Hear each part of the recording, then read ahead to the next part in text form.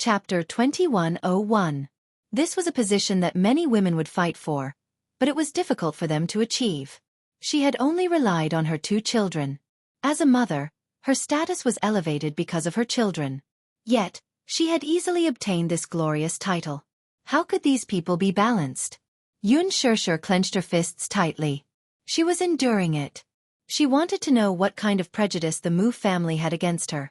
She wanted to know what kind of colored glasses these people were using to observe her, figure her out, and criticize her silently.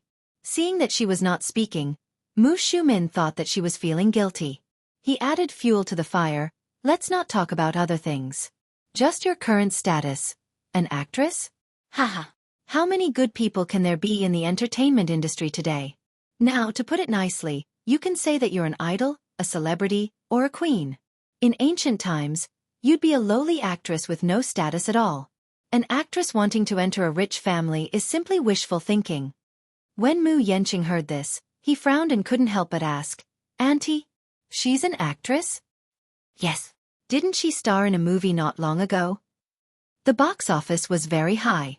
Mu Yenqing shook his head and said sarcastically, "She can't be an actress. The Mu family doesn't welcome actresses. How can any woman in the entertainment industry be clean?" I heard that. The female celebrities in the entertainment industry, no matter how untainted and pure they looked on the surface, were actually unrestrained in private. No matter what status they have, as long as they offer a high enough price, they can sleep with them for a night. That's why they say that women in the entertainment industry are dirty.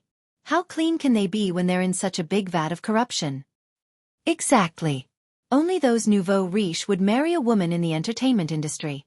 Who knows how many tricks these women have gone through. Those nouveau riche think that marrying a famous celebrity can increase their family's reputation.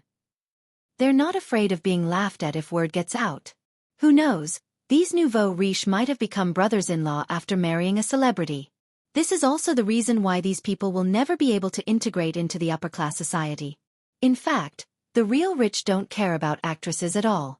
It was only more than 10 years ago that such a trend took place. Nowadays, we still have to pay attention to matching families.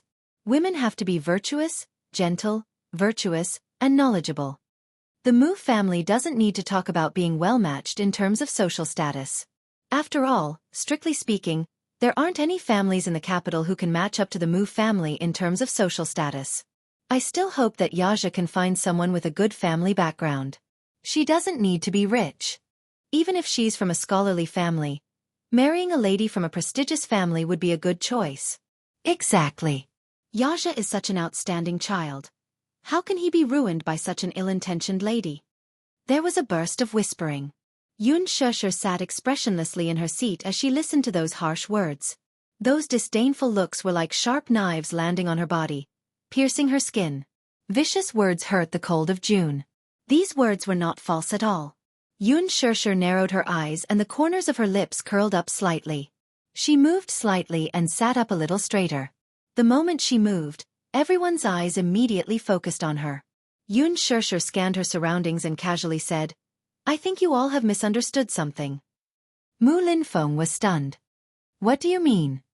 Chapter 2102. Mu Linfeng was taken aback, unable to make sense of her.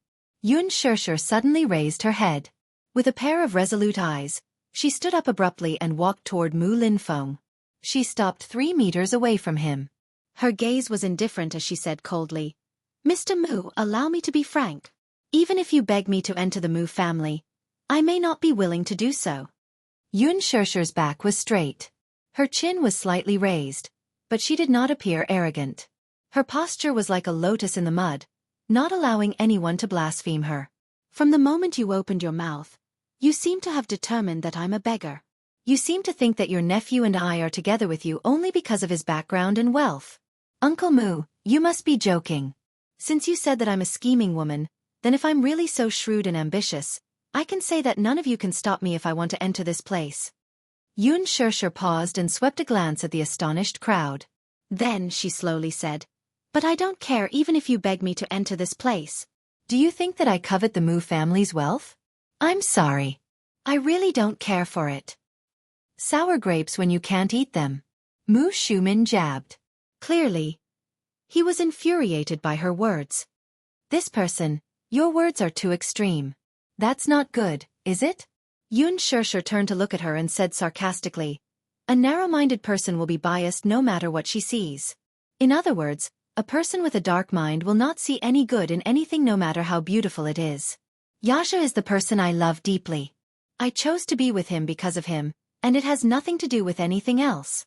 If you insist on judging me like this, I can't do anything about it. After all, summer insects can't talk about ice.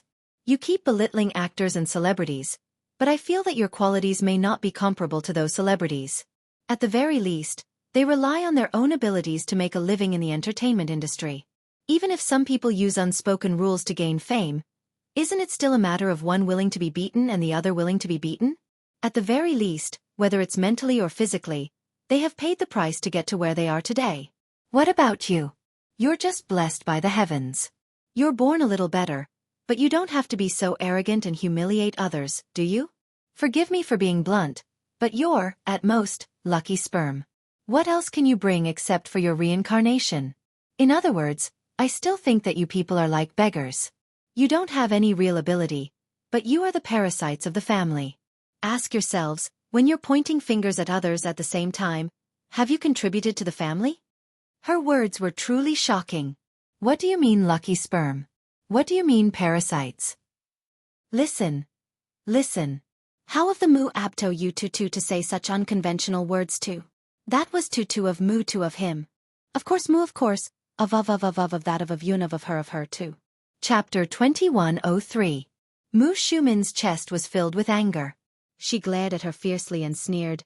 What shame could she have? A woman who uses her body to get money, what shame can she have? Xianxia narrowed her eyes, but she was not afraid. Instead, she mocked, please don't use my surrogacy as a moral blackmail. First, I didn't steal, second, I didn't rob, and third, I didn't interfere in the family.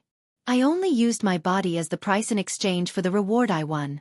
I don't think that this is shameful. What's shameful is that everyone here casually slandered others because of power. She clenched her fists and trembled all over as she said this. This matter had always been a scar on her heart. Every time it was mentioned, it was undoubtedly unraveling that layer of scab and rubbing salt on the wound. For a long time, the wound had already festered and festered. But now, she did not care at all. She might as well tear the scar open and let the pus flow out. This way, it would have a chance to heal again. You! Mu Shumin was unable to restrain her anger. She suddenly stood up and pointed at her angrily. Ridiculous! Woman, you're simply absurd and unreasonable. Xianxia retorted, you're the ones who are unreasonable. Mu Linfeng slammed the table and said angrily, all of you shut up. For a moment, the main hall was silent. Everyone kept quiet and did not say a word. Mu Linfeng turned his head and looked at her thoughtfully. Suddenly he said slowly, Xianxia, I invited you here not to listen to your nonsense. Everyone's fate is determined by the heavens. There's nothing wrong with this. But the continuation of a family is not determined by fate. In this family, there are indeed vermin like you said, and there are also people who fail to live up to expectations. But you have to remember one thing. Not everyone in the family is useless. If they didn't do anything, a family like the Mu family wouldn't have been able to prosper for 100 years. The reason why the Mu family has been strong for 100 years at least shows that there are still many capable people in the family. This is not something that you can casually judge. I'm not the one who's making such presumptuous judgments. Xianxia interrupted him. Compared to the man's fury, she was exceptionally calm. Her serene expression was like the surface of a lake. There was not the slightest ripple in it. She was calm and composed. Have you forgotten? Just now, who was the one who kept saying that he was judging others with a prejudiced mindset? Oh, only the officials are allowed to set fires, but the common people are not allowed to light lamps? Just because you think you're superior, you feel that everyone here is superior to me. No matter what you say about me, I have to accept it, but I can't judge you? From what I see, you guys are clearly taking advantage of your seniority and disrespecting your elders. Don't think that just because you are an elder, you can criticize and humiliate your juniors without any scruples.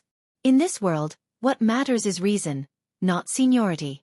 You guys are the ones who are being unreasonable. Girl, you really have a sharp tongue. Mu Xiumin could not hold it in any longer and scolded angrily. He didn't know why she was so talkative. Chapter 2104. I'm just being reasonable and stating the facts.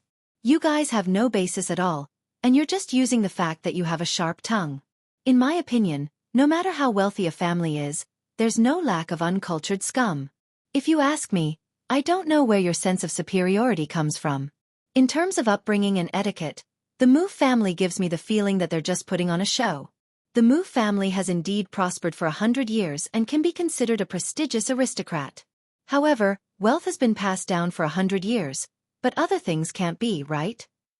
You guys have thrown away all the rules and etiquette of the elder ancestor. What's left behind are just old dregs. As the saying goes, don't do unto others what you don't want done unto you. How can you restrain others when you can't do it yourselves? Don't you think this is ridiculous? If you want others to respect you, you have to respect others first.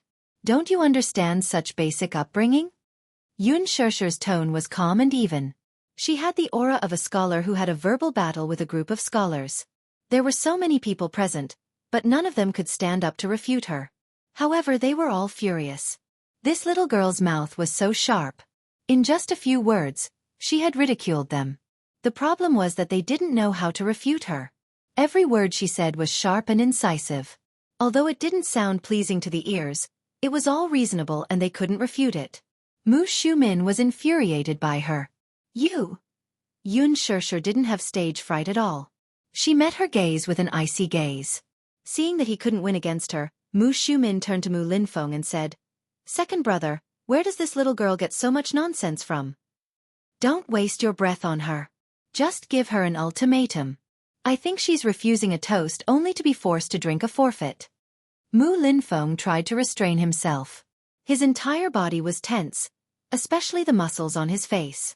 They were so stiff that he couldn't look straight at her. Even the corners of his lips were twitching non-stop. He kept reminding himself to maintain his poise. He couldn't let this unreasonable junior see him as a joke. He suppressed his anger and said calmly, "I don't care about that now, but Xianxia, I just want you to know one thing. If you still love him, let me give you a word of advice. He let go in time.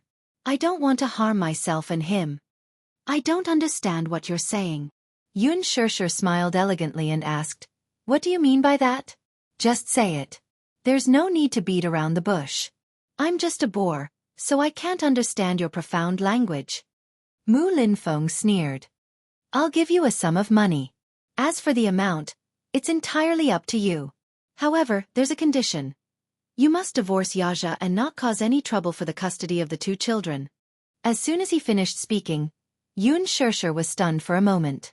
Suddenly, she found it inexplicably interesting and laughed. "What are you laughing at?" Mu Xiumin flew into a rage out of humiliation. "We're talking about a serious matter with you. Why are you laughing for no reason?" "Give me a sum of money?" Xianxia deliberated over this sentence, her eyes filled with mockery. "Can I decide the amount of money myself?" Seeing that she seemed to have taken the bait, Mu Linfeng was delighted. He immediately struck while the iron was hot and encouraged, "Of course. As long as you agree to my condition, I'll give you a check. You can fill in the amount yourself." Chapter 2105. You seem to be very generous, huh? You're giving me a sum of money so casually. It's no wonder people say that the Muse are rich and overbearing. From what I see now, it does make some sense. Xianxia suddenly sneered, and her tone took a sharp turn to be cold and refreshing. "But I never knew that a person's dignity can be clearly priced with money." Mu Xiumin sneered coldly. Thinking that Xianxia was pretending to be reserved, he pretended to be kind and advised, "Actually, at this point, you don't have to be hypocritical with us anymore. Xianxia, don't put yourself on such a high pedestal like a white lotus. Who in this world doesn't love money? If you don't love money, why do you have to work so hard in the entertainment industry? Since second brother has promised to give you a sum of money, you can name a number. As long as it's within a reasonable range, we won't go back on our word. With this sum of money, do you still need to act? You just need to enjoy life to the fullest. From your point of view, let me give you a piece of advice. You're still young, and there are so many good men in the world. Why must you insist on pursuing our Yaja? Without mentioning anything else, Mu Shumen's persuasion was indeed very tempting. This reminded Xianxia of something. Mu Shi had once told her about a female singer group in Taiwan. One of the members dated the son of a gambling king for 2 years and was considered half a step into the rich family. However, their relationship was opposed by the entire family. Just as their relationship was being disrupted, the girl found out that she was pregnant, so she told her rich boyfriend about it. Her boyfriend listened to his mother's advice and told her that the child must be aborted. Even if the child was born, the family would not approve of it. However, the girl insisted on having her way. She was certain that as long as she gave birth to the child, even if it was for the sake of the child, it would definitely help her enter the rich family. She went abroad, secretly prepared for pregnancy, and gave birth to a girl. Just as she was harboring the beautiful dream of marrying into a rich family, her boyfriend's mother appeared. After dating for so long, this was the first time she had seen her boyfriend's mother. She was an arrogant lady. Although she was the 4th concubine of the family, she had been manipulating the family for so many years and had long since slapped the entire family. She had made it clear that no matter what tricks she used, she could forget about taking a single step into the family. However, since the child had already been born, the family would acknowledge the child and place the child in England to be raised. However, she had to break up with her son immediately. As compensation, she promised the girl a sky-high sum of hush money. Although this girl loved this man deeply, she was also disheartened by his heartlessness, so she agreed to this condition.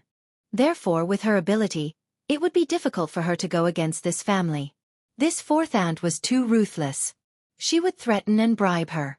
If she played any tricks, she would be directly banned without any mercy. Receiving this sky-high hush money wasn't too bad of a deal, so she gladly agreed. This seemed to be the method that the rich were good at. No matter what kind of woman, giving her a sum of money would solve all her problems. However, it was different for her. Chapter 2106. Yu and Xiao Yichen could not live without her. She too could not live without this child. She knew that she was as insignificant as an ant if she were to go against the Mu family with her own strength. However, she was not afraid even if she had to pay the price. Xianxia's lips curled into a smile. Suddenly, she found it hilarious and laughed out loud. "What are you laughing at?" "I'm laughing at your naivety." Xianxia seemed to want to provoke them on purpose. "Hence," she said airily, "do you think I'm interested in this little bit of money? You seem to be underestimating me. I'm sorry, but I don't agree to this condition." "You don't agree?" Mu Shumen's voice suddenly became louder. "Xianxia, must you be so selfish? Even if Yaja loses his position as the Mu family's head because of you, will you be satisfied with that? When that time comes, there'll be no room for regret. Why don't we each take a step back while we still have some feelings for each other?" "What do you mean by that?" Xianxia, who was sensitive enough to detect the peculiarity in this matter, raised a brow. "In fact, everyone in the Mu family is very disappointed with Yaja. We really can't figure out why he would reject a girl from a prestigious family and choose you instead. Moreover, it's really hard for us to understand that he got a marriage certificate with you behind our backs. We've unanimously decided that if this child is still stubborn and insists on marrying you, then we'll reconsider and choose a new candidate for the head of the family." Xianxia was stunned. Her eyes slowly narrowed, and at the end of her line of sight were hateful faces. Mu Yanqing, in particular, was smiling so smugly that the ambition in his eyes could not be concealed at all. Xianxia suddenly understood Mu Linfeng's intention in inviting her for a negotiation. Their ultimate goal was nothing more than to force her to abdicate. If she decided not to do as they wished, they would strip Mu Yaja of his position as the head of the family. They thought that if she truly loved this man, she would definitely let him go for his future. "If I don't leave him, you will force him to abdicate. Is that what you mean?" Xianxia asked coldly. "Haha, little girl, your mouth is a little fierce, but at least you're smart." Mu Shumen snorted coldly. "Say it. Tell us your decision." "Interesting. Don't you think it's inappropriate for you to ask me this question?" Xianxia glanced at her coldly. "Why don't you ask him directly? Isn't that more appropriate?" Mu Shumen had lost all her patience.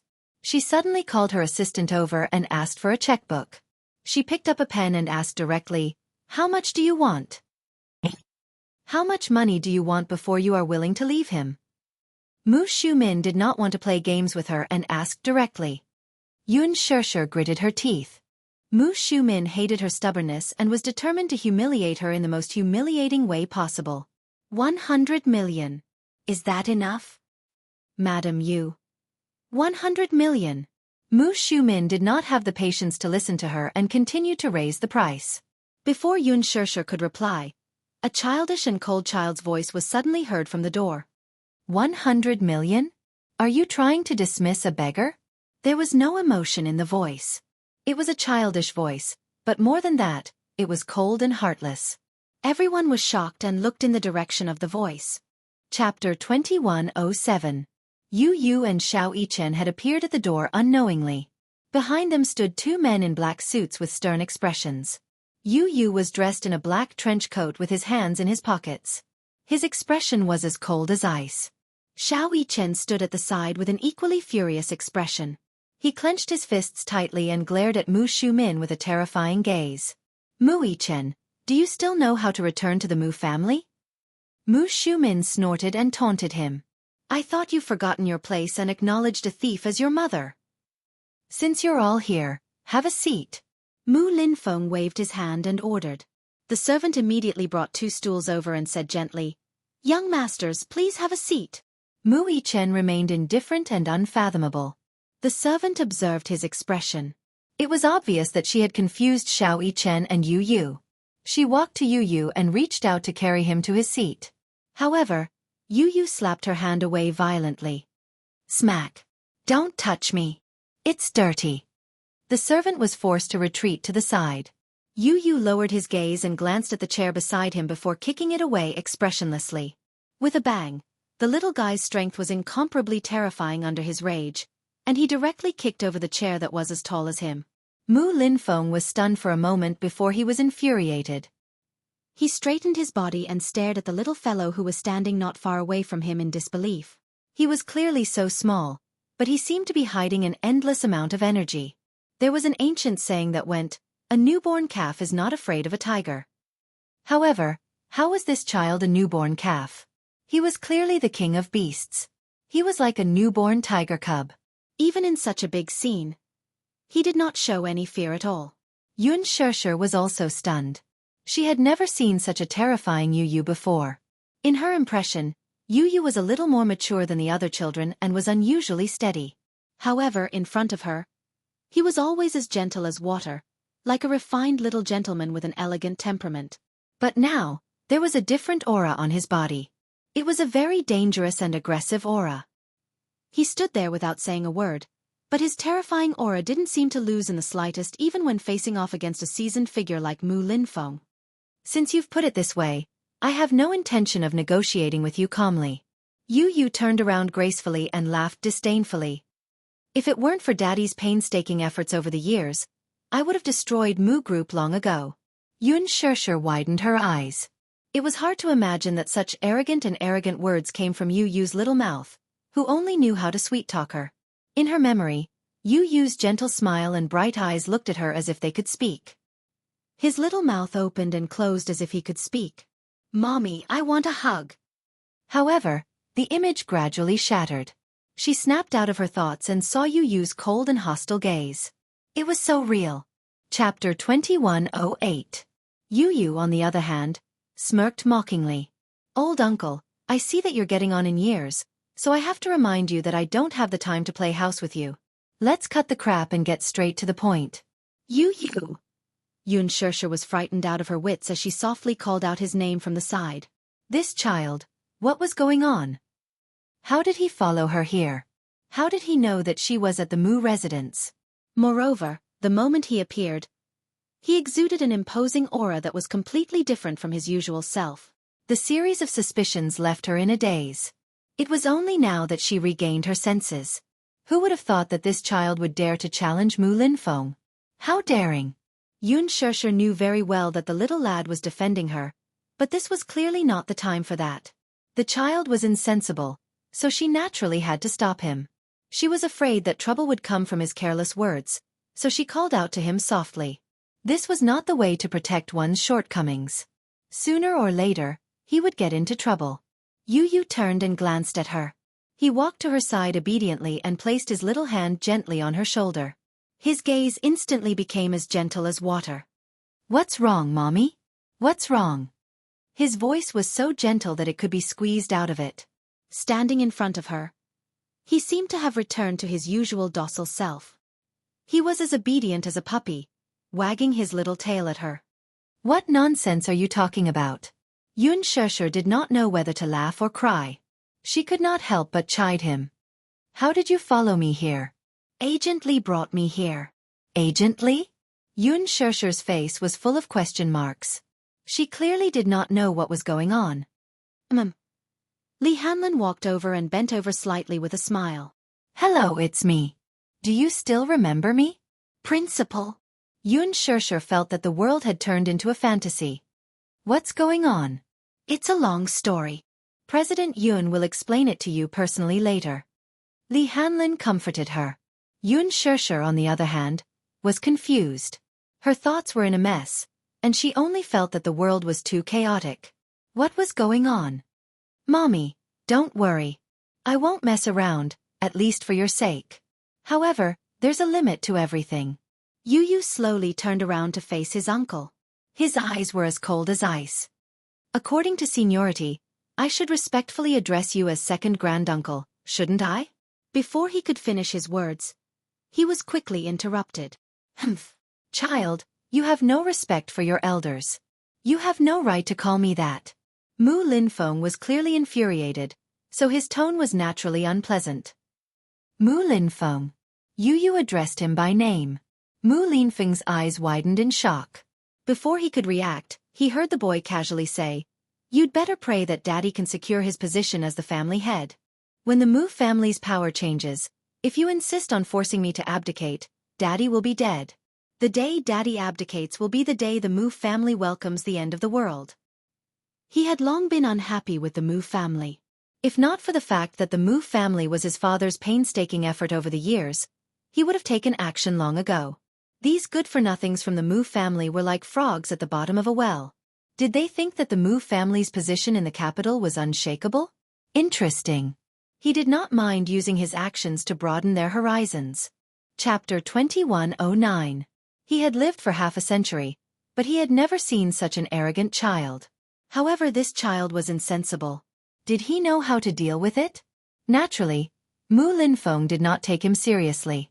Suddenly, a servant's voice was heard from outside the door. "Young Master Xianxia is back." Before she could finish her words, the person was already there. After Mu Xianxia's meeting, Minyu informed him that Xianxia had called and asked him to return to the Mu residence as soon as possible after finishing his work. He was worried that something had happened and left a mess behind, so he rushed back after the meeting. Just as he stepped into the main hall, he saw a rather spectacular scene. With just a glance, he roughly knew what was going on. This was especially so when he saw Mu Yanqing's impatient and ambitious expression. It was obvious that he had secretly joined forces with Mu Shumin to hold a family meeting and was determined to start a bloodbath.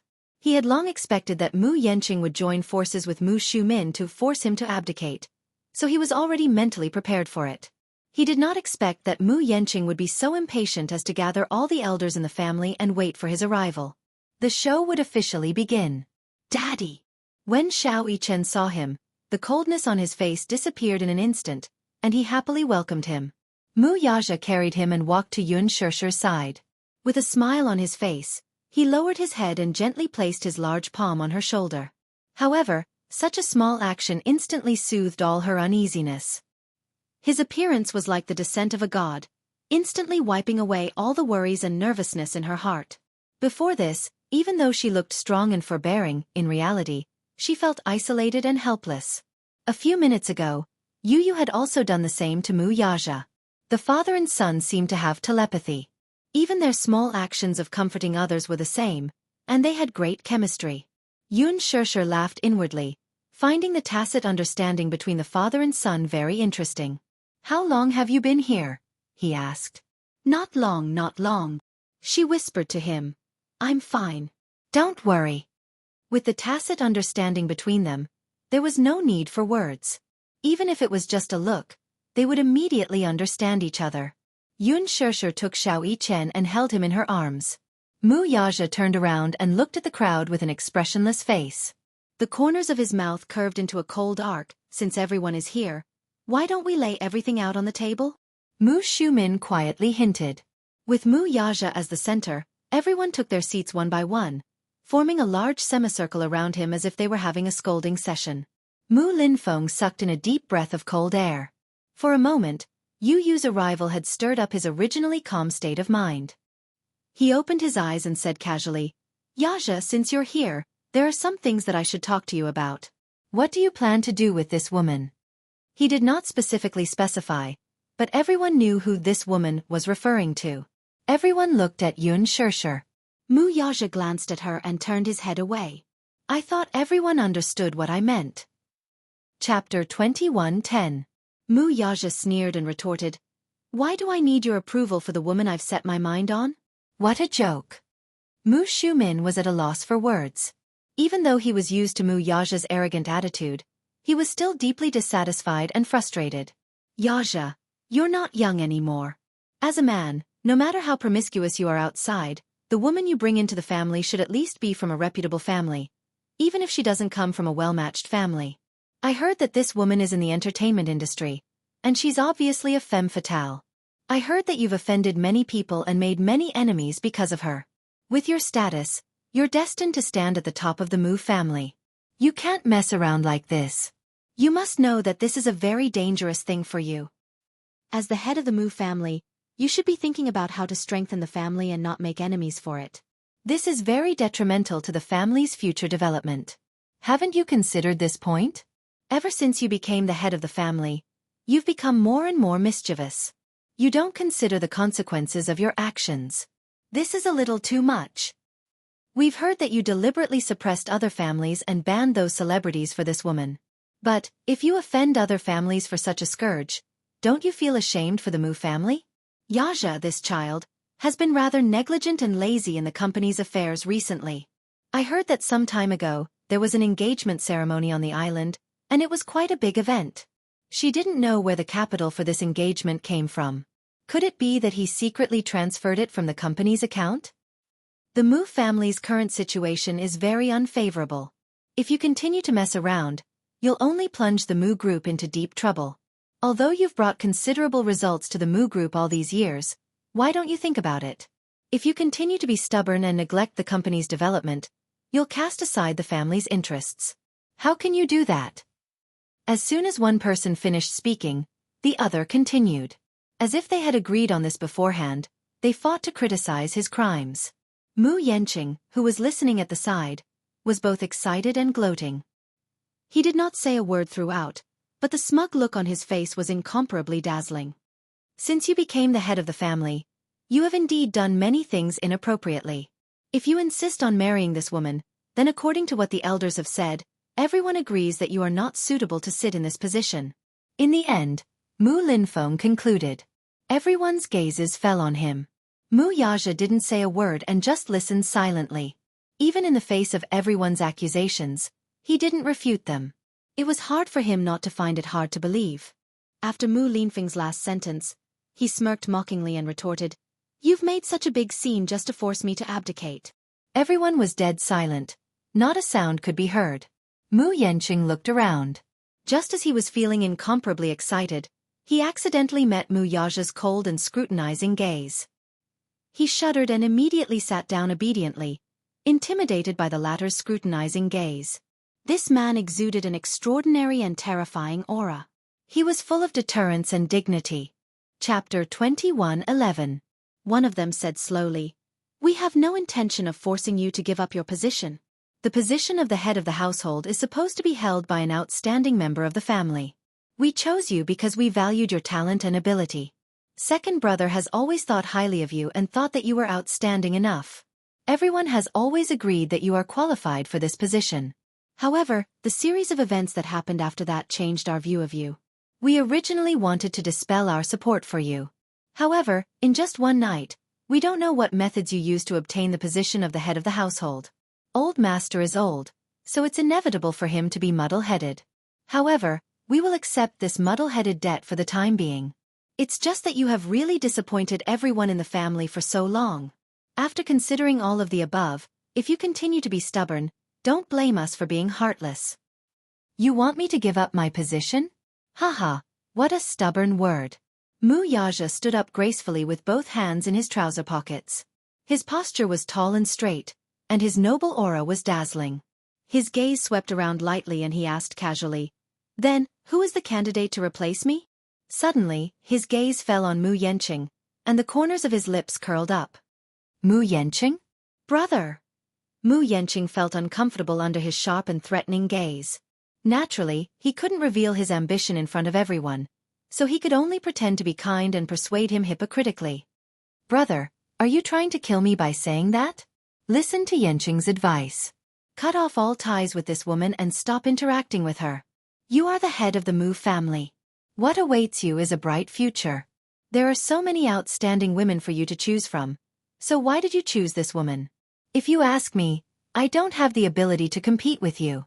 The Mu group has indeed developed rapidly in your hands. I also hope that you will continue to be the head of the household. I advise you not to be too blinded by women.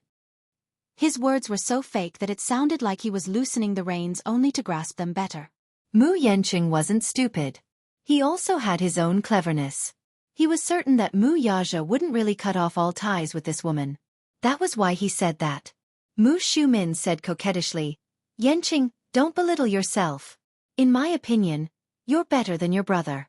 Fortunately, you're obedient and sensible enough. You won't do anything that makes things difficult for us."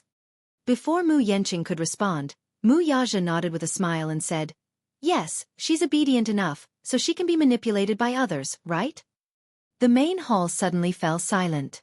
Awkwardness flashed across Mu Linfeng and Mu Shumin's faces without exception. The others also felt greatly embarrassed and lowered their heads, not knowing what to say. Xianxia continued, "I think that the patriarch you are looking forward to is not someone who is very capable, but he must be well-behaved, obedient, and know when to advance and retreat.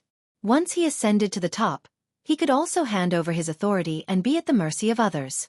When it was time to retreat, he knew to make way. What you want is a puppet, not a helmsman, isn't that right?" "Brother, what nonsense are you talking about?"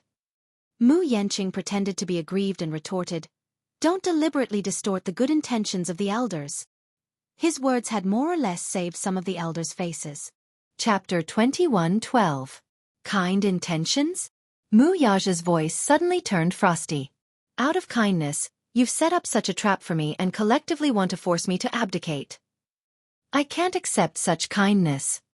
"Xianxia, you guys have been plotting this for a long time, haven't you? I can see that you guys have put in a lot of effort." Xianxia's handsome face tensed up. His eyes were filled with anger and ruthlessness. "Since you guys have decided to force me to step down, what other choice do I have? As for those crimes, there's no need to worry about the pretext." "Xianxia!" Mu Linfeng shouted coldly. "You still have a chance. Take this chance to cut ties with this woman. We won't treat this matter as if it never happened and acknowledge your position as the head of the family. This is the only way we can be sure that you have no ulterior motives and can continue to lead the family business." Mu Shumin added, "Xianxia, listen to my advice. No one is forcing you to step down from your position. However, what you've done has indeed disappointed everyone. Take this chance to cut ties with this woman, and we can treat today's matter as if it never happened." "That's right. Quickly cut ties with this woman." Everyone denounced and gave their orders sternly. Amidst the commotion, Xianxia suddenly tilted his head slightly. The moment his gaze landed on Yun Shishir's face, his eyes became as gentle as water.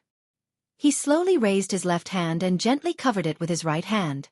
His fingertips gently caressed the diamond ring on his ring finger. It was the ring Yu had given him during their engagement ceremony. He caressed it over and over again with a gentle gaze as if he was caressing a one-of-a-kind treasure. The reverse side of the ring was embedded with a 20-point diamond. It symbolized that love was in the heart. Yu and Xiao Yichen looked at his actions and felt inexplicably uneasy. Yu, especially, felt a little lost in the current situation. He did not know what his daddy would do. He vaguely recalled his daddy saying that he could give up the Mu group for his mommy's sake. Although his words sounded carefree, could he really do it? No man would be able to ignore the temptation of power and women and know how to choose between them. Was Daddy really willing to give up the Mu Empire and choose to be with Mommy? To him, the Mu group was not just a symbol of power and benefits. That was the result of more than 10 years of hard work. Was he really willing to give it up? When the time came for him to make a choice, could he really make it? Xianxia bit her lip and lowered her head. She clutched her clothes tightly and couldn't bear to look any longer. At this moment, she suddenly lost her confidence. He really had no confidence. Especially at a time like this, she was really afraid. The next second, he slowly took off the engagement ring and threw it at her, wanting to cut all ties with her. Mu Xiumin and Mu Linfeng glared at him. At this moment, both of them were worried. Mu Linfeng hoped that Mu Yaxia would continue to be in his position. He was willing to give this nephew, whom he had always thought highly of, another chance. However, Mu Xiumin hoped that he could support Mu Yanqing to be in his position. Amidst the suffocating atmosphere, Mu Yaxia suddenly let out a relieved smile as his hand moved past his ring finger. Chapter 21:13. He took off the ring on his thumb, which symbolized the highest authority in the Mu family. Then, he turned around and threw it at Mu Linfeng expressionlessly. Smack! The ring slipped off his body and fell to the ground. Xianxia heard the strange noise and looked up in shock. She could not see clearly what ring it was on the ground, but when her gaze landed on Mu Yaxia's ring finger again, the engagement ring was still there. It was just like his promise to her back then. He would be her whole world and would never leave her. He actually gave up his position as the head of the household for her. Xianxia's eyes widened. For a moment, her eyes were filled with sparkling tears. She was so touched that she choked on her sobs. Yu's initially stiff gaze softened. She looked at Xiao Yichen and gently held his hand. At that moment, the two little fellows' palms were already sweaty. The crowd was curious about Xianxia and the two little fellows' reactions. Perhaps these capitalists did not know what true love was. Hence, when they saw the tenderness in the mother and children's eyes after Mu Yaxia gave up his position as the head of the household for her, they were rather puzzled. They were even surprised. Mu Yaxia remained standing tall. The surroundings suddenly quieted down. Everyone was intimidated by the astonishing aura emanating from his body. His handsome and tall figure stood there like a tall mountain, looking down at everyone from a high vantage point. He suddenly said in a low voice, "I've long gotten sick of this game. Forgive me for not playing with you. If any of you like it, feel free to continue." Mu Yaxia turned around and opened his palm to Xianxia. "Come, let's go home. Let's go home." These 4 words gave her great warmth. Xianxia smiled with tears in her eyes and gave her hand to him. Their hands were tightly clasped together. The diamond ring on their ring fingers reflected each other's brilliance. It was holy and beautiful. Mu Yaxia carried Yu while Xianxia held Xiao Yichen's little hand. As he stood up, the chair made a scratching sound on the marble floor. It was as if sharp nails were scratching a blackboard. It made one's scalp tingle. He held her in his arms and strode away without any reluctance. His handsome back was cold and indifferent, and there was almost no emotion to be felt. Although he had been stripped of the title of the patriarch, he did not feel any sense of objection. This position was given up by him. He did not even turn his head. Sodium Salt was extremely arrogant, looking down on everyone. Even if he was in the midst of scornful or humiliating gazes, it was difficult to diminish his kingly aura. Mu Linfeng glared at his back, his heart filled with complicated emotions. Not everyone present was like Mu Xiumin, who could not wait for him to let go of this burden. Many of them hoped that Mu Yaxia would know how to make a choice and continue to be the head of the household. However, he left just like that. He did not want the honorable position of the head of the household just like that. He was so decisive and straightforward. There was almost no hesitation. Could it be that he really did not like it? What a surprise! Back then, in order to sit in this position, this fellow had put in a lot of effort and sacrificed a lot to force those outstanding people to retreat and sit in this position.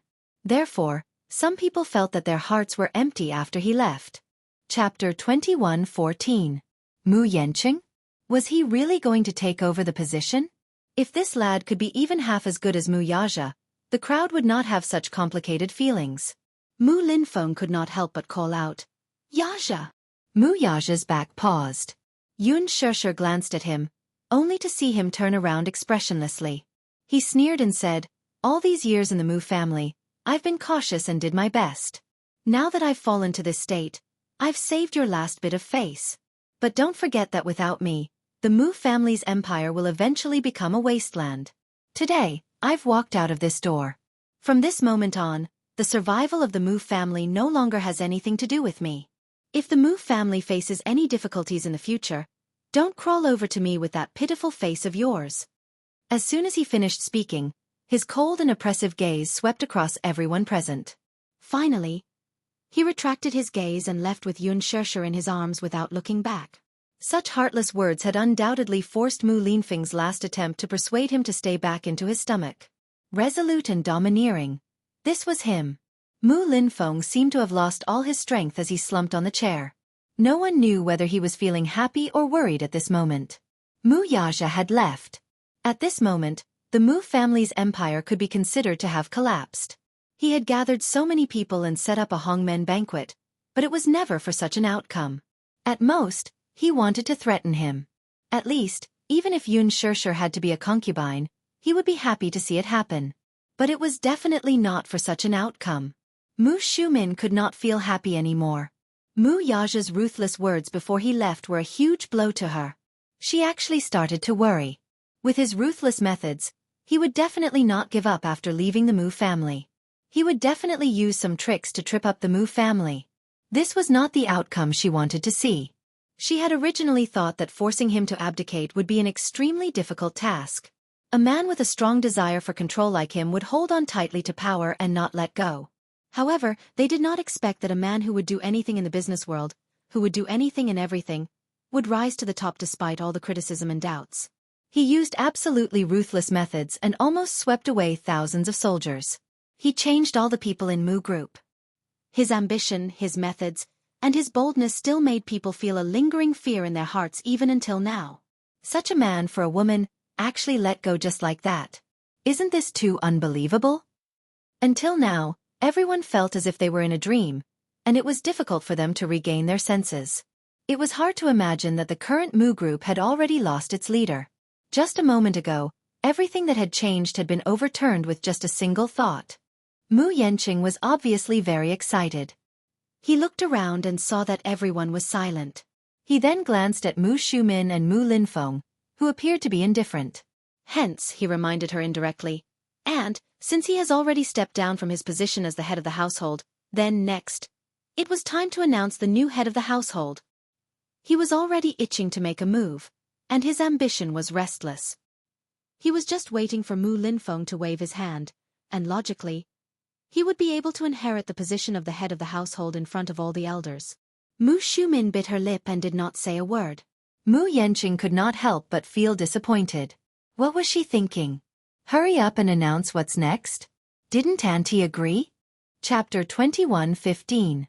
What was he thinking? Hurry up and announce the next step. Didn't they agree that once Mu Yaxia abdicated, it would be his turn to take over? Mu Yanqing looked impatient. Seeing that Mu Shumin did not say anything, he turned to look at Mu Linfeng. Second uncle, what should we do next? Someone at the side reacted and immediately suggested, that's right. Since Mu Yaxia has abdicated, we should support a new candidate for the position of the family head. Following this person's suggestion, the others seemed to have recovered their spirits and continued. Second brother, you have the most seniority. Before this, you should have found a new candidate for the family head. That's right. I think second brother has a candidate in mind. Look, isn't Yanqing the best candidate? I heard that second brother intends to support Yanqing to take over. This is a good choice. Mu Yanqing listened to the flattery and puffed out his chest with a smug look on his face. He was full of ambition and was just waiting for Mu Linfeng to give the order so that he could take over the family head in a grand manner. This was the moment that he had been dreaming of all this time. Mu Shumin also reacted and said, second brother, you decide on a candidate. Mu Linfeng, on the other hand, was feeling complicated and lost interest. He was still thinking about what had happened just now. No matter how he thought about it, he felt extremely regretful. This was not the outcome he wanted. Therefore, his attitude towards the suggestion of another family head was indifferent. he said indifferently. We'll talk about the family head's decision another day. I'm a little tired today. Upon hearing this, Mu Yanqing instantly wilted. His morale was low, and he bit his lip indignantly. Needless to say, he felt so wronged. He cast a helpless gaze on Mu Xiumin. He wanted to say something, but he did not, hinting with his eyes. Was there a need for another day? It was rare for everyone to gather here. Now that everyone was here, why not take advantage of the situation and support him to take over the family head? Originally, since Mu Yaja had said such harsh words, it could be said that he had severed all ties with the Mu family.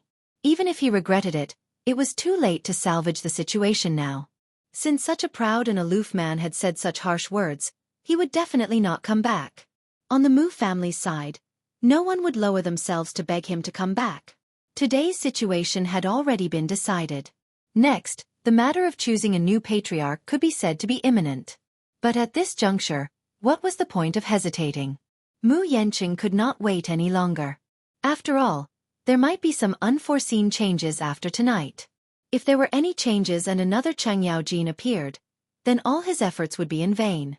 Would it not be all for someone else's benefit? One had to know that the news hadn't spread yet. If this news were to spread throughout the Mu Jia, his peers would be eyeing him like a tiger watching its prey. How could Mu Yanqing restrain himself? He might as well take advantage of this situation and go with the flow. Before this, Mu Yanqing couldn't wait any longer. Taking advantage of Mu Yaja's meeting, he sneaked into the CEO's office. Sitting on the chair that symbolized the highest position, his heart was burning hot. He stroked the mahogany desk and thought comfortably that in the future, this place would become his world. All this while, he had been thinking about this place for a long time. Once he sat on it, it was like sitting on a dragon's throne. He hoped that he would be able to fulfill his wish one day. Chapter 21:16. Give me some time to think about this matter carefully. We can't be rash about the succession of the family head. There's no rush. With that, Mu Linfeng slowly stood up and left with a worried expression, leaning on his cane. That day, when Mu Xiumin came to him and mentioned this matter, Mu Linfeng actually disapproved of Mu Yanqing. Although Mu Xiumin agreed and supported Mu Yanqing, in Mu Linfeng's eyes, it was just a woman's view. He did not think that Mu Yanqing was qualified to succeed the family head. He did not have the ability or the responsibility to take on the position. The reason why he gathered everyone and called Mu Yanqing over today was to use him to provoke Mu Yaja. He hoped to make Mu Yaja aware of the crisis and let him know that he was not the only one who could take on the position of the family head. He was originally sure that this kid, despite his fierce mouth, would be able to distinguish the pros and cons clearly and would not make a mistake. However, later on, Mu Linfeng realized that Yun Shishir occupied such an important position in his heart. He was wrong, ridiculously wrong. In just one night, his chances of winning were gone. Without Mu Yaja, half of the Mu group had indeed collapsed. This time, it was his turn to feel uncomfortable. This brat was quite carefree, wasn't he? He was sure that without him, the Mu group would be in chaos. Others did not understand, but Mu Linfeng knew very well that the Mu group was going to experience a bloodbath in the coming days. Sigh! What a miscalculation! After Mu Linfeng left, Mu Yanqing forced himself to remain calm on the surface, but inside, he was angry and anxious. He originally thought that it would be his turn to take over the family head, but Mu Linfeng left just like that. What was he? He had schemed and plotted for so long. In the end, there wouldn't be any changes, right? He keenly sensed that Mu Linfeng was not satisfied with him and was obviously unwilling to hand over the family head position to him. Then who did he want to support? Could it be that all his hard work was for naught? When Mu Xiumin saw him suppressing his dissatisfaction and forbearance, she too felt a little guilty, so she secretly consoled him. Your second uncle hasn't adjusted his mentality properly. Once tonight is over, I'll ask him again and see if he has any plans for the next step. This matter can't be rushed. Even if he announces today that he will support you, the position won't be stable and won't be stable. There's no need to rush. Mu Yanqing felt wronged. Second uncle doesn't approve of me? Or do you think that I'm not qualified and not as outstanding as second brother? Yanqing, don't let your thoughts run wild. Especially at a time like this, we can't afford to be flustered. Okay, Aunt. I'll listen. Mu Yanqing took a step back and compromised. Mu Shumin smiled. After leaving the Mu residence on the way home, Mu Yaja sat in the back seat with Yu Yu in his arms. However, he did not seem to be in a good mood. From the beginning to the end, he looked out of the window and remained silent. Yun Shishi's heart sank when she saw this. He was definitely not in a good mood tonight.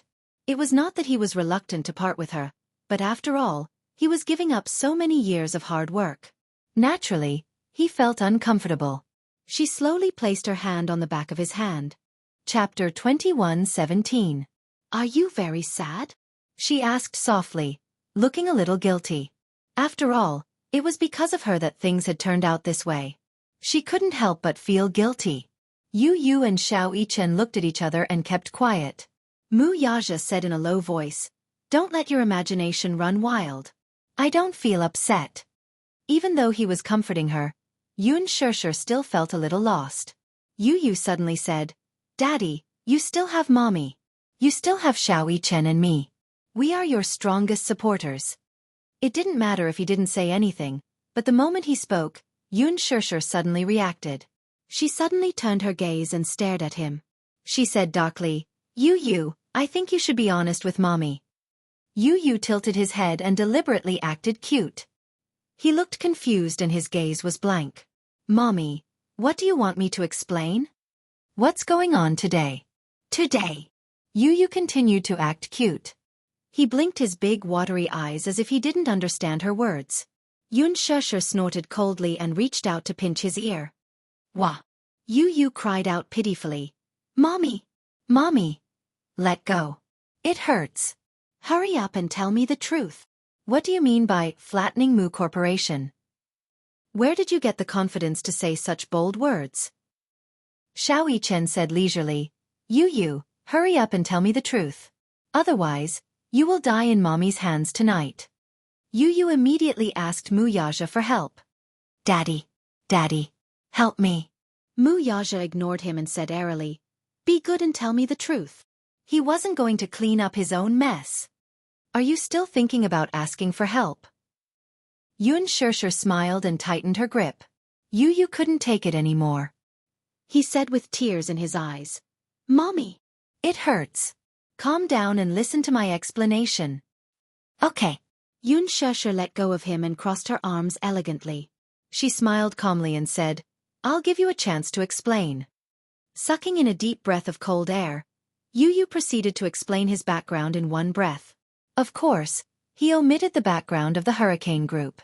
The reason why he avoided talking about this identity was because he didn't want to agitate her too much. Step by step. If he was too shaken, he was afraid that his mommy wouldn't be able to accept the truth.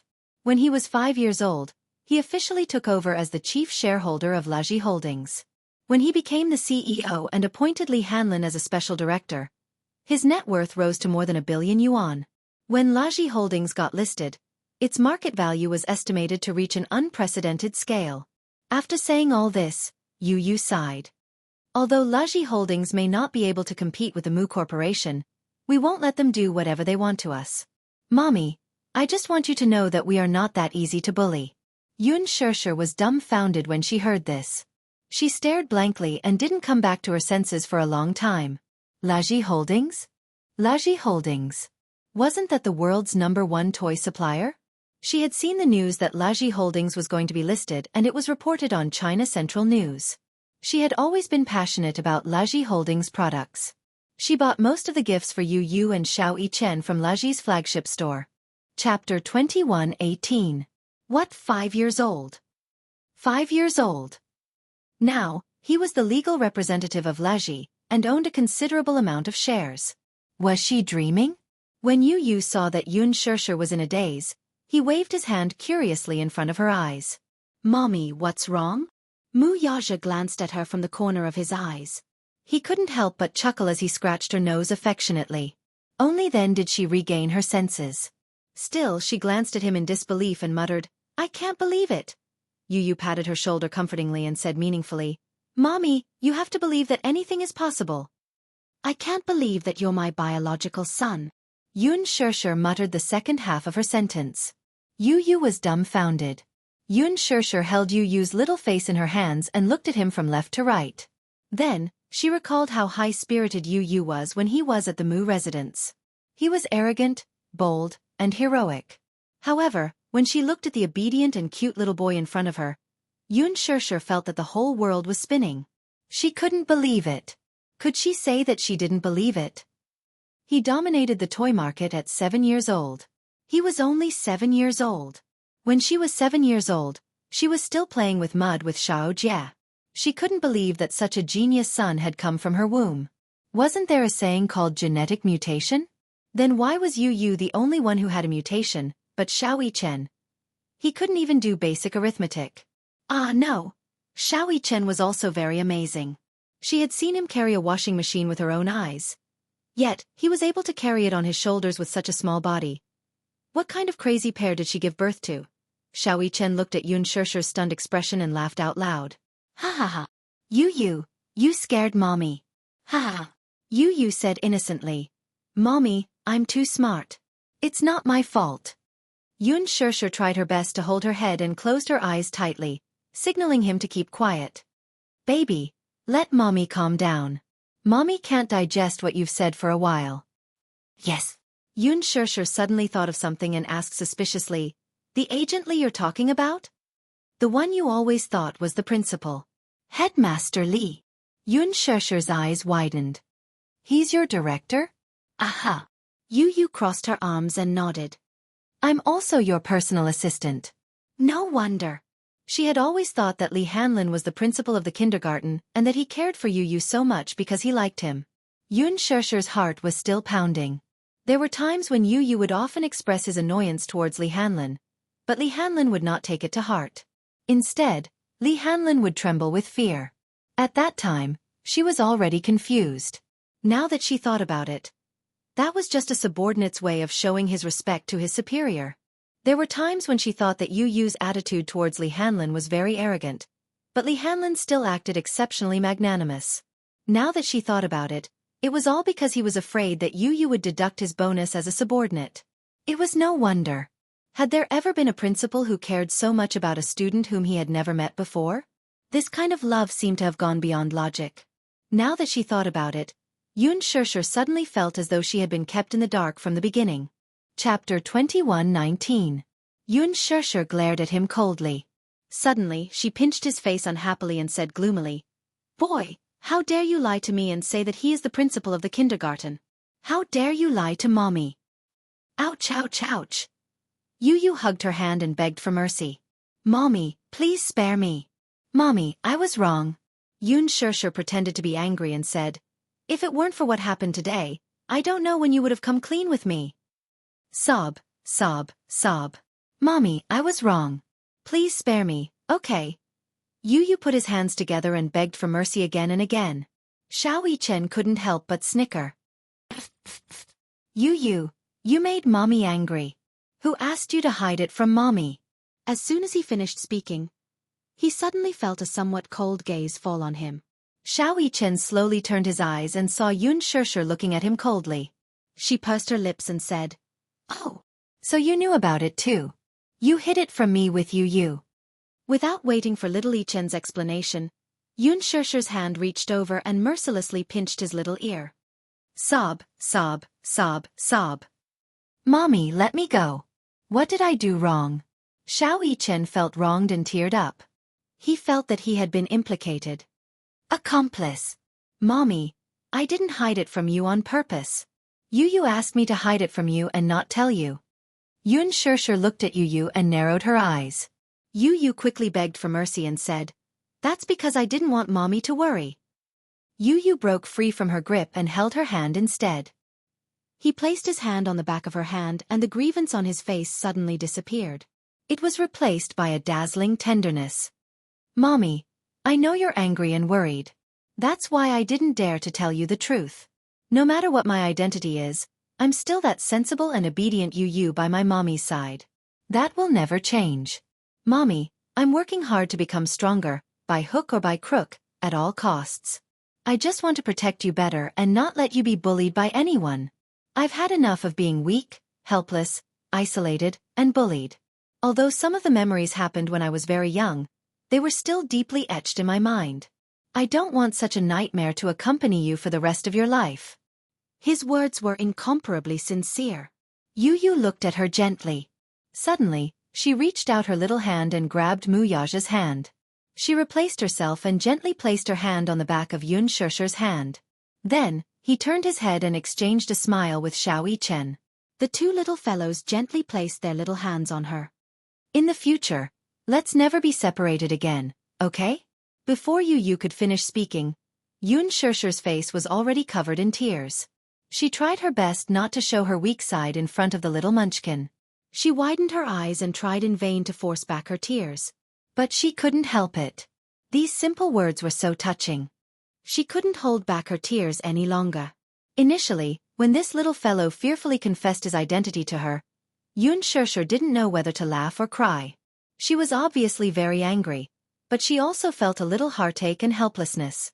At the same time, she also felt a great sense of loss and defeat. So, Xiao Bao, who she had always doted on, was already such a formidable person. He was clearly still such a young child, but he was already able to hold up half the sky. And she, as his guardian, still relied on his protection at this crucial moment. Chapter 21:20. Xianxia did not feel good about it. Perhaps no mother would feel happy about this. Right now, her heart was filled with guilt, loneliness, and bitterness. With tears in her eyes, Xianxia hugged the two little munchkins and closed her eyes. From an angle where the two little munchkins could not see, she let her tears flow freely. She probably could not be considered a good mother.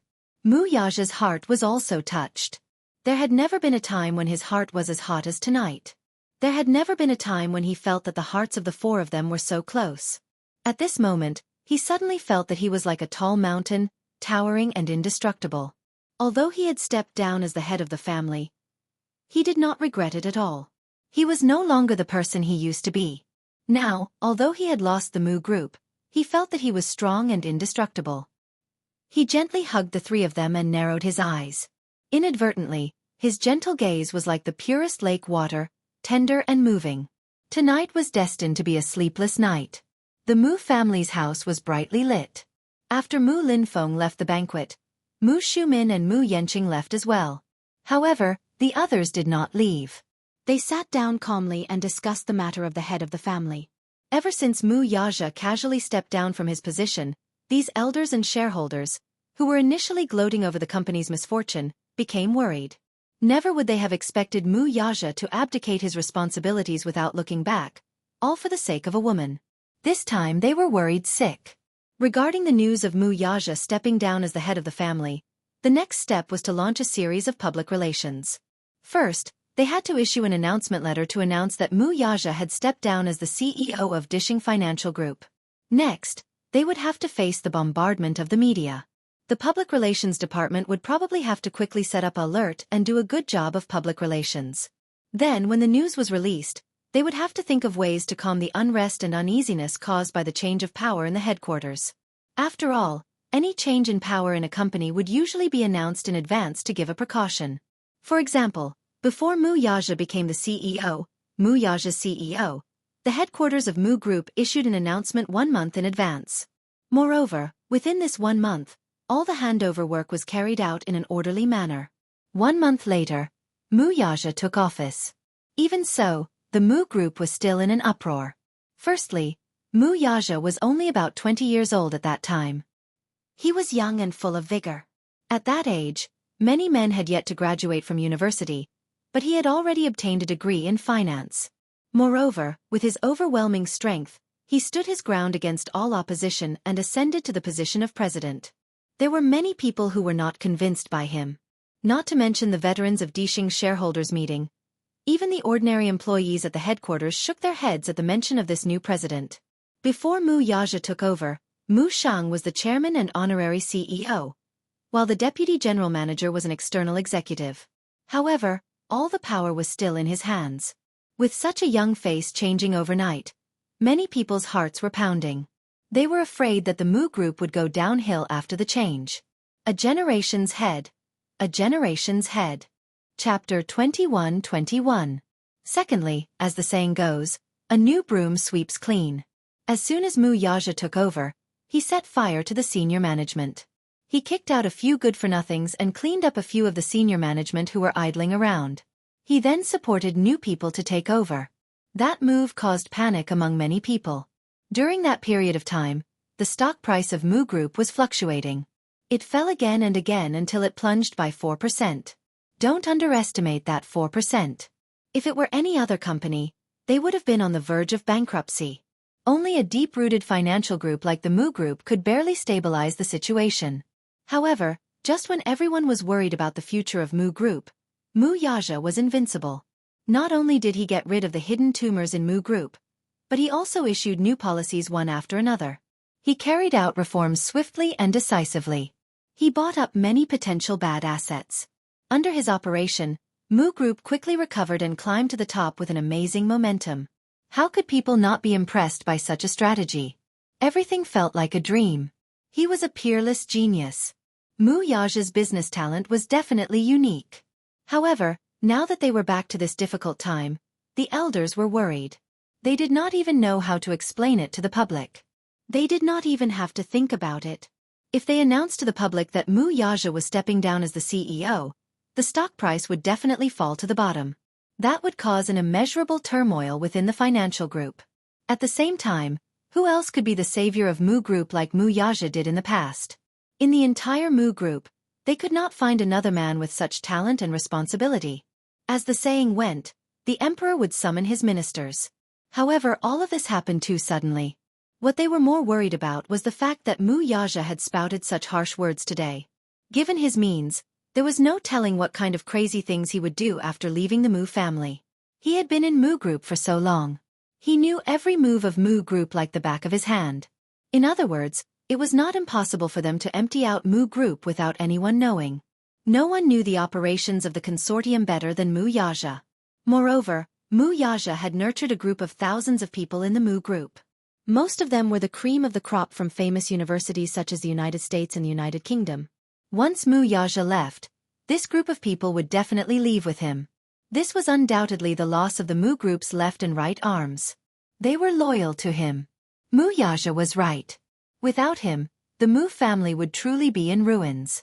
They would have nothing left. They didn't even dare to imagine what kind of dark day the stock market would experience if Mu Group made an announcement the next day. It wasn't hard to imagine that hundreds of billions of dollars would evaporate. This is too sudden. What do you all think? What opinion can I have? I thought tonight was just a simple family meeting. I didn't expect it to turn out like this. What bad luck. Chapter 21-22.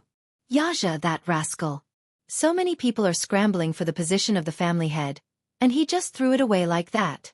How carefree and unrestrained. Could it be that he really prefers the beauty over the power? Wealth, power and wealth, he gave them up just like that. Doesn't he have any reluctance? Everyone sighed and shook their heads.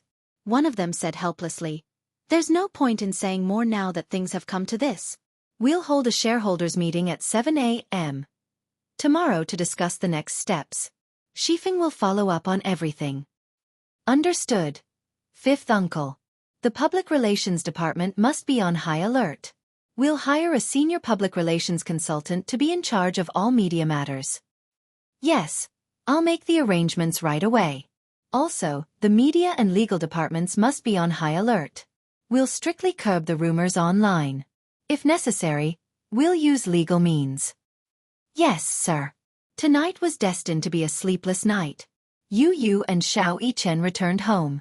While Xianxia was busy, Xiao Yichen pulled Yu aside and asked seriously, "Don't you intend to come clean with mommy?"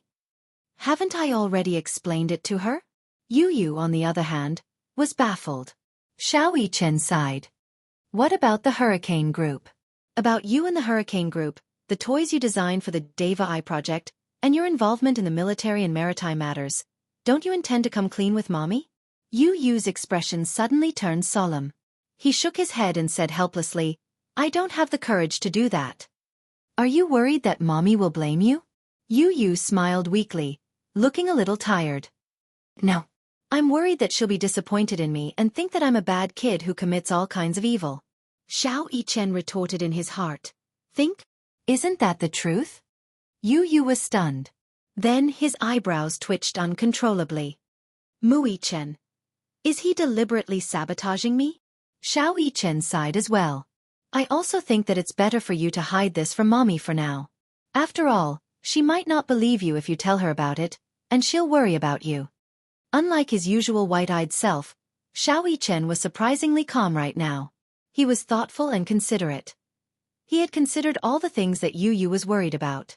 Even Yu Yu was taken aback by his brother's behavior. You? Me? Are you Mu-Yi-Chen? Feeling suspicious, Yu Yu tore at the man's face. Tell me, who are you? I don't believe that you're that idiot. Ah! Mu-Yi-Chen grabbed his hand with a mournful look and said aggrievedly, I'm clearly analyzing the matter with you. Don't mess around. At this moment, Mu-Yi-Chen finally showed his responsibility and boldness as an older brother. Yu Yu snickered and said, You're finally acting like an older brother. Mu-Yi-Chen blushed and cleared his throat awkwardly. I'm your older brother. I couldn't tell. You're usually a punching bag. Mu-Yi-Chen rolled his eyes internally. Isn't that because you're always bullying me? I'm just giving in to you a little. Yu Yu suddenly stopped smiling and said calmly, Don't worry. I'll explain it to her when the time is right. It's just that I haven't thought of how to explain it to her yet. Shipping, smuggling, military munitions, war. Chapter 21-23. Just imagining Mommy's expression. They all felt crazy.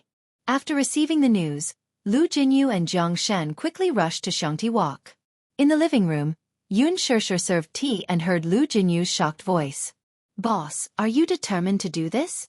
Jianghu also said in disbelief, We're halfway through the plan. Now that Boss has stepped down as the CEO, it may be a big challenge for the expansion of the Xianghu Corporation. Boss, you're crazy. As soon as he finished speaking, the two of them heard footsteps. They turned their heads and saw Yun-Shirshir holding the brewed tea, standing there in a daze, looking very uneasy.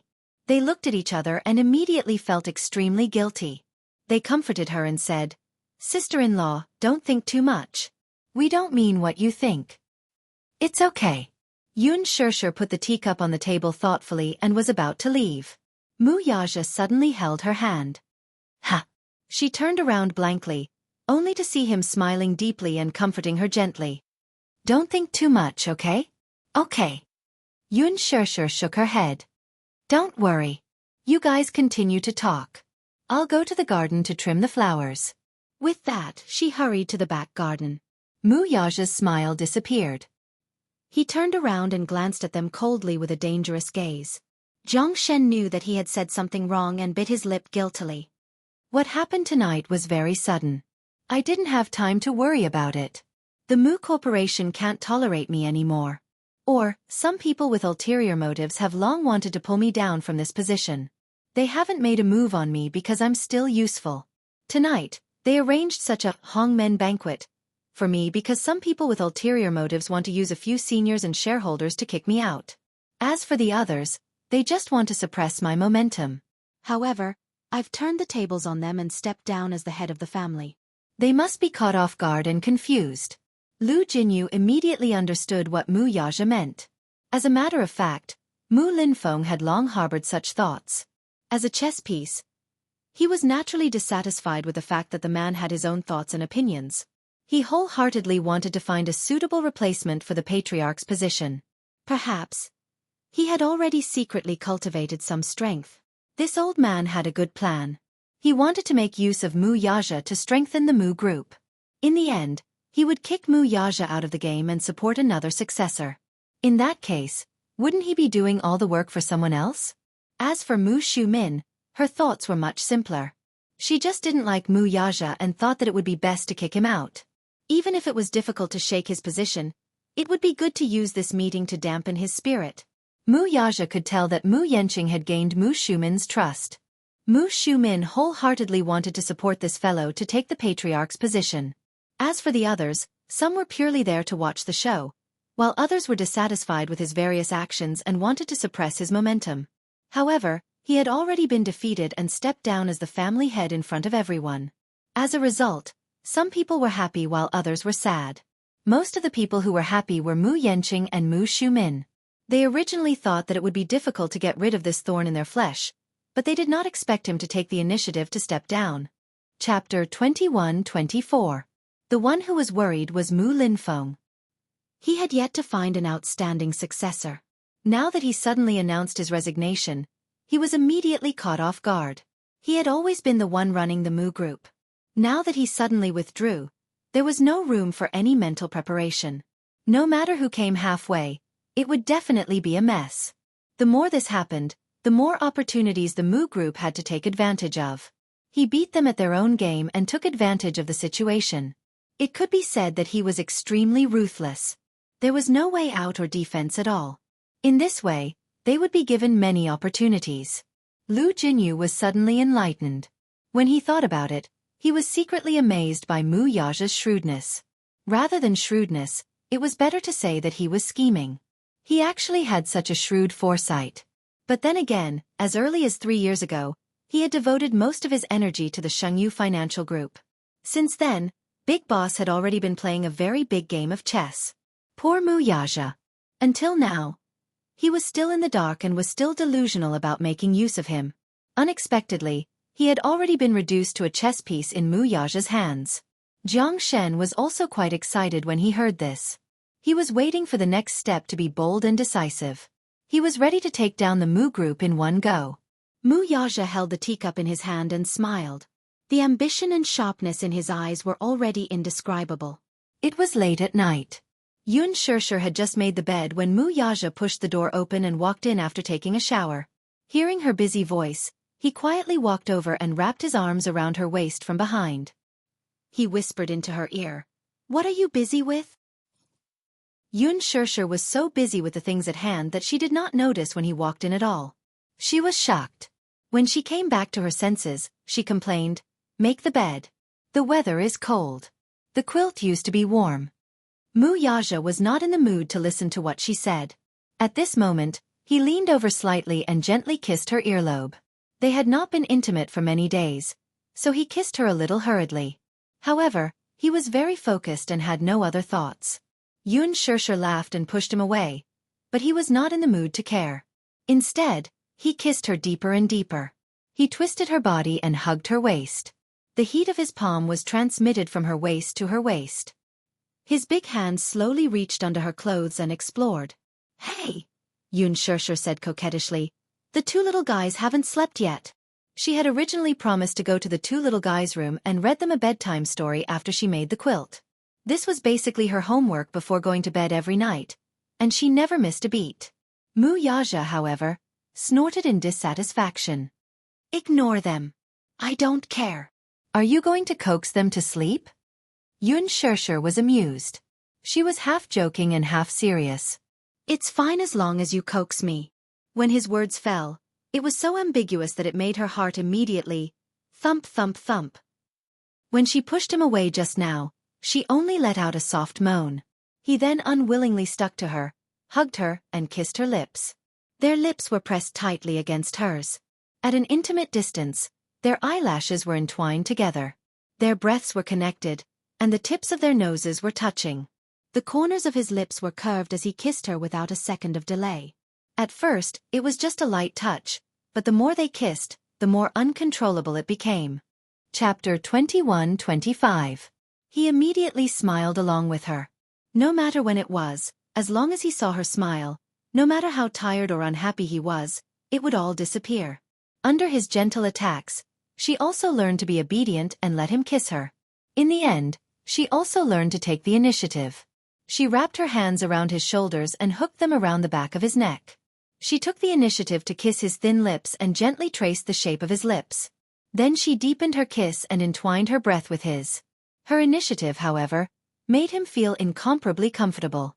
Under his many training sessions, her kissing skills had finally improved a little. At least, she was no longer as nervous as a zombie when she hugged and kissed him, not moving at all. At that time, he was displeased that this little woman was so passionate in all the kissing scenes in the movies, but when it came to him, she was like a wooden fish. Now that he thought about it, this was just a little woman's unique shyness. The more she was in front of the person she loved, the more shy she would be. She wouldn't even know where to place her hands. Unlike before, Xianxia was now like a cute puppy. She gently licked the tip of his tongue, pinched it, and coquettishly rolled it. Then she dug her way out and bit his lips. She did not use too much strength though. Instead, she was gentle and careful, as if she was licking a delicious patch. He was aroused by her kiss, and his body temperature gradually rose until it was boiling. The man reached out to take off her clothes. She took a shower for him first. She was wearing a bathrobe, and because she had turned on the floor heating, her 2 cute little feet were bare. As soon as he did this, she was startled. Xianxia blushed and said, "Hey, is it okay that the door isn't locked?" Wuxia laughed and said, "It's okay. What's so important about it? What if the 2 little rascals come looking for me and the door isn't locked? What if they peek? That's good. It'll be good for them to observe." Hey. Xianxia was angry and amused at the same time. "I didn't realize that you were so indecent before. They should know what's going on. Since you haven't been there for so long, they should have guessed what's going on. If they know what's good for them, they wouldn't dare to knock on the door." The more Wuxia spoke, the more husky and magnetic his voice became. He pressed the tip of her nose, and his tall body slowly moved closer to her body. The boiling heat in his eyes could no longer be concealed. He untied her clothes. She moaned a few times and actually cooperated. Her 2 small hands reached over and began to untie the knot he had tied. With a tug, the knot loosened, and the bathrobe slid down from her shoulders to her waist. She grabbed his collar and gently kissed his collarbone, all the way down. Finally, she stopped at his chest and buried her little face in his chest. Over there was his scorching heartbeat. Thump, thump, thump. It was sonorous and powerful. For some reason, that place was clearly not his sensitive spot, but when she kissed him like this, it actually made his heart feel incomparably soft. A nameless fire immediately rose up, and he really wanted to press her down on the bed, press her under his body, and fiercely take her. However, it was rare to see her take the initiative, so he couldn't bear to disturb her mood. He held it in, and allowed her to please him. The pleasure brought about by skin-to-skin contact was so soothing. He closed his eyes, snorted softly, and hugged her shoulders. Sure. Xianxia's movements paused, and she looked up at him in a daze.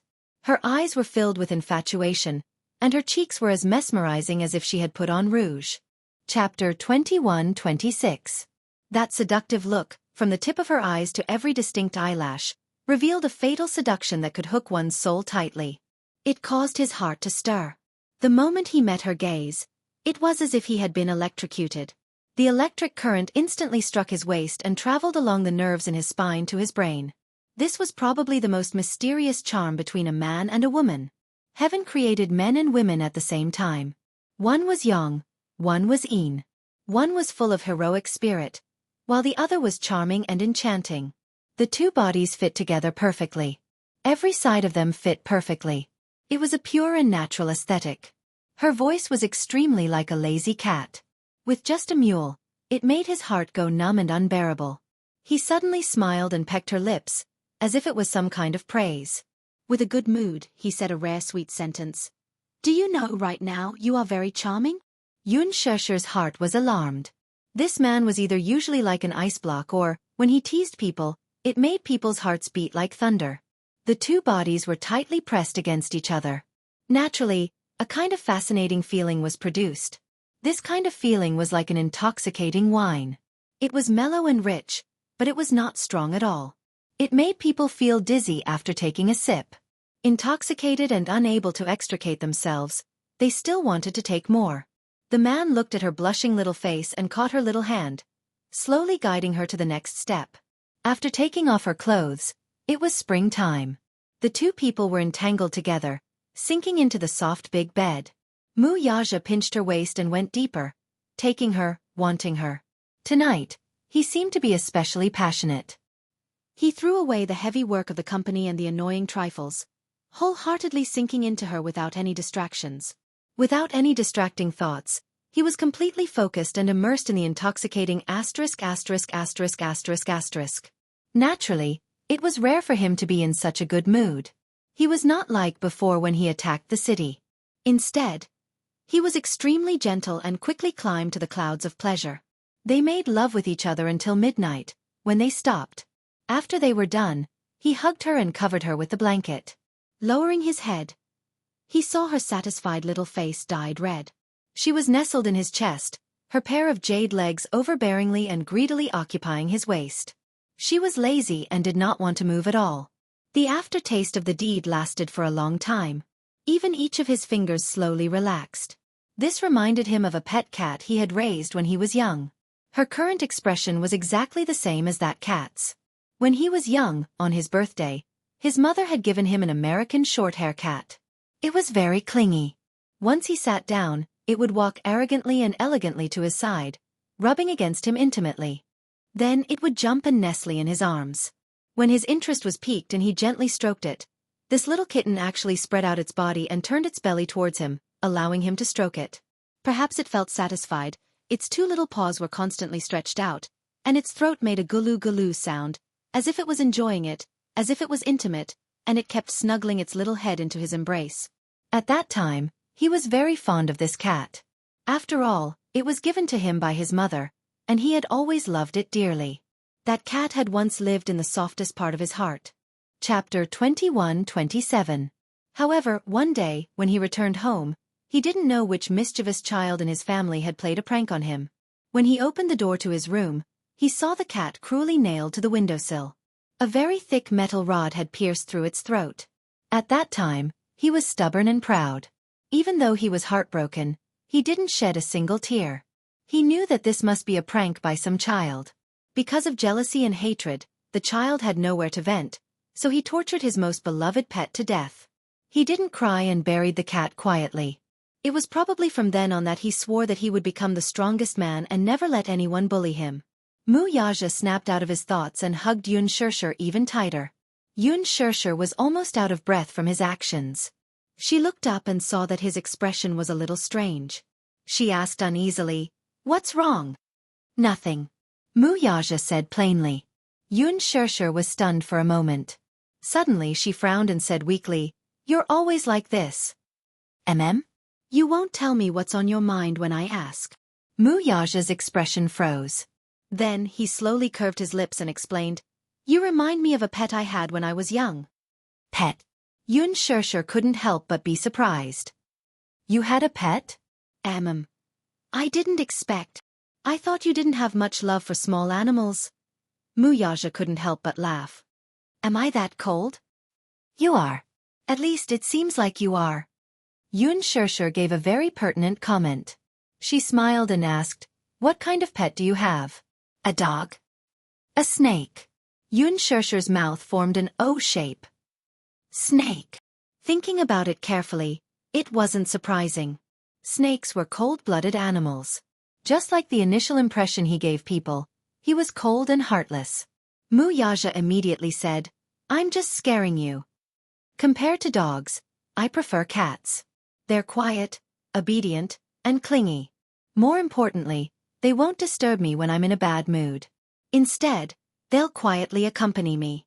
It wasn't that he hadn't raised a puppy before. At first, he liked it very much. But when he was young, he was too thoughtful and always liked to isolate himself in a small space. As for the dog, it seemed to be so enthusiastic that it was a little over the top. It ran around as if it had endless energy all over its body, jumping and jumping, full of vitality. He simply did not have the mental strength to deal with such enthusiasm. Therefore, he was more inclined towards cats. "You raised a cat?" "Yes, my mother gave it to me as a birthday present. I still remember its round head. It was very cute." Wuxia paused and added, "I like it very much." "What about now? Where's the cat?" Xianxia was a little curious. She had never seen him raise any pets. "Dead." "Dead?" Xianxia frowned and her heart sank. "Is it sick?" You might not know this, but in a family like the Mu family, even children of a few years old will be influenced by the family's scheming. Therefore there will be wars. Wuxia narrowed his eyes and curled his lips. That cat was probably tortured to death by one of the children. Because of his identity as the legitimate son, he had many enemies. Many children saw him as a thorn in their side and a stumbling block. As for him, he didn't have any close peers. Chapter 21-28. Xianxia was terrified when she thought about it. Then, she was filled with righteous indignation. They're so young, but they're already so vicious. How could they abuse animals? It's horrible. The kitten is innocent. How could they be so cruel? Are their hearts made of iron? It's my fault. Wuxia clenched his fists. His eyes were cold. In this world, the weak are prey to the strong. The weak are meat, and the strong are food. If you're not strong enough, you're destined to be eaten alive. He lowered his gaze and stroked her head. He smiled gently. But, I'll protect you. He would protect her, Yu, and Xiao Chen. He was never a man who loved power and fame. But all this, be it power or fame, was just to build a majestic city for his beloved princess. He was duty-bound to protect her. That was all. Compared to being a prince, he was more willing to be her knight. He would go through fire and water with no regrets. Xianxia hugged him tightly and smiled contentedly. Early the next morning, Mu Group was busy preparing for the event. The Public Relations Department boldly and decisively prepared a public relations draft to deal with the media, while the Legal Department and the Media Department worked together. Early in the morning, they held 7 to 8 emergency meetings of various sizes. As for the other members, they were also in a state of confusion during the regular meetings. The news of Wuxia stepping down as the head of the family was not released for the time being. It was strictly forbidden to leak any news. The Mu Group was not ready to face the storm yet. Therefore, the news of Wuxia stepping down as the head of the family was still kept confidential. However, because Wuxia was absent from the regular meeting in the morning, the entire company was in chaos. The elders and family members who had experienced what happened last night were very tight-lipped. Therefore, no one knew why Wuxia did not appear in the company. Min Yu, on the other hand, received the news from Wuxia. Other than being surprised, he was more solemn. Wuxia's departure from the Mu Group had become permanent. There was no turning back. However, Wuxia did not appear in the company. Instead, another uninvited guest suddenly broke into the headquarters building. Mu Yanqing tossed and turned all night, unable to fall asleep. He was nervous and uneasy. He was nervous and uneasy because Mu Linfeng did not announce the matter of the family head on the spot last night. Not only did everyone panic, but he also fell into a state of panic. He was afraid that a long delay might lead to trouble. He could tell that he wasn't the most powerful candidate in Wuxia's mind. Mu Linfeng seemed to be very dissatisfied with him, so he didn't announce it on the spot because he couldn't accept Wuxia's resignation. Secondly, Mu Yanqing didn't have that kind of responsibility and ability. However, a call from Mu Shumin woke him up in the middle of the night. She said, "Yanqing, don't worry. I'll do my best to help you become the head of the family." These words, however, made Mu Yanqing's state of mind turn from danger to peace, and he fell into extreme excitement. Therefore, he didn't sleep for the whole night. Early in the morning, he drove to the Mu Group headquarters. He thought to himself that with Mu Shumin's strong support and Mu Linfeng's promise to him previously, he was definitely going to be the head of the household. Therefore, Mu Yanqing rushed over early in the morning, relying on his identity as the future CEO, to inspect the company's affairs. He took it as an opportunity to get used to his identity as the CEO in advance. Chapter 21-29. He was thinking that it was only a matter of time before he became the head of the family. Mu Yanqing went to the CEO's office in high spirits. He pushed the door open and was greeted by a cold and quiet room. The high-end decor, expensive office furniture, the genuine leather sofa that symbolized power and supremacy, and the expensive Anknun carpet under his feet. He looked at all of this ambitiously, and his heart was filled with longing and ambition. It was said that when Wuxia took office, the furnishings in the office were too old. Moreover, because of the long history, the original wooden furniture was somewhat damaged. Therefore, he specially ordered people to renovate the office. The office appliances were all brand new and made of the highest quality materials. Such an elegant and honorable office, in the future, would belong to him. Mu Yanqing paced back and forth in the office. Rather than saying that he was visiting, it was better to say that he was adapting to his future work environment in advance. He sat on the genuine leather sofa for a while and fiddled with the tea set in boredom. Finally, He leisurely brewed a cup of Dahong Pao tea and took a big sip. Fragrant. It was really not an ordinary fragrance. This was the most authentic Dahong Pao tea. If it were in the past, he would probably only think about it. After all, big red packets were rare in the market. Those that could be bought were mostly artificially cultivated and could not be considered authentic Dahong Pao tea. The purest Dahong Pao tea grew on the cliffs of Wuyi Mountain.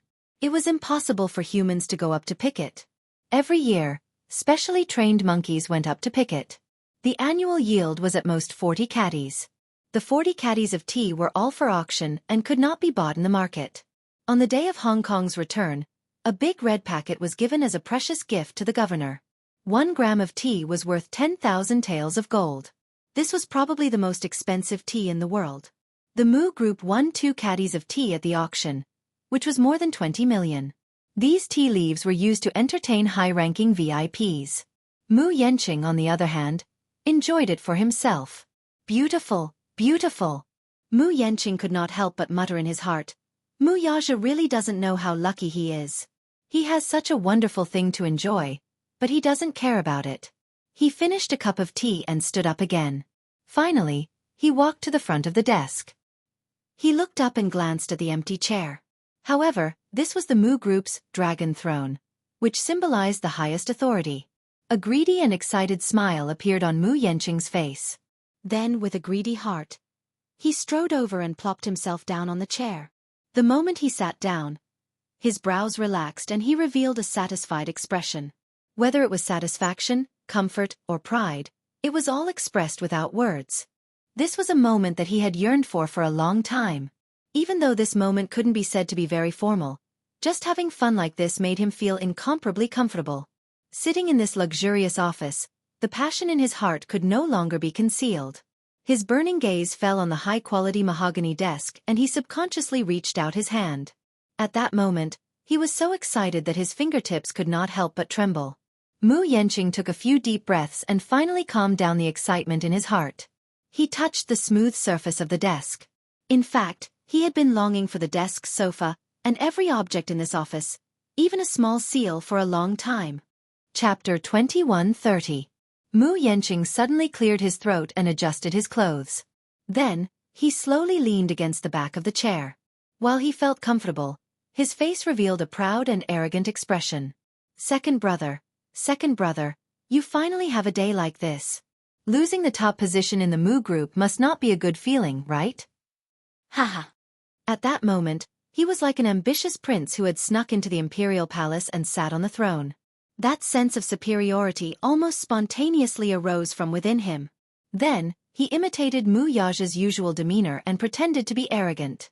He threw the stack of financial reports on the floor and immersed himself in the role of a CEO. He shouted angrily at the air, "Are you trying to fool me with these? Get out!" As soon as he finished speaking, he excitedly laughed at the top of his lungs. Ha ha!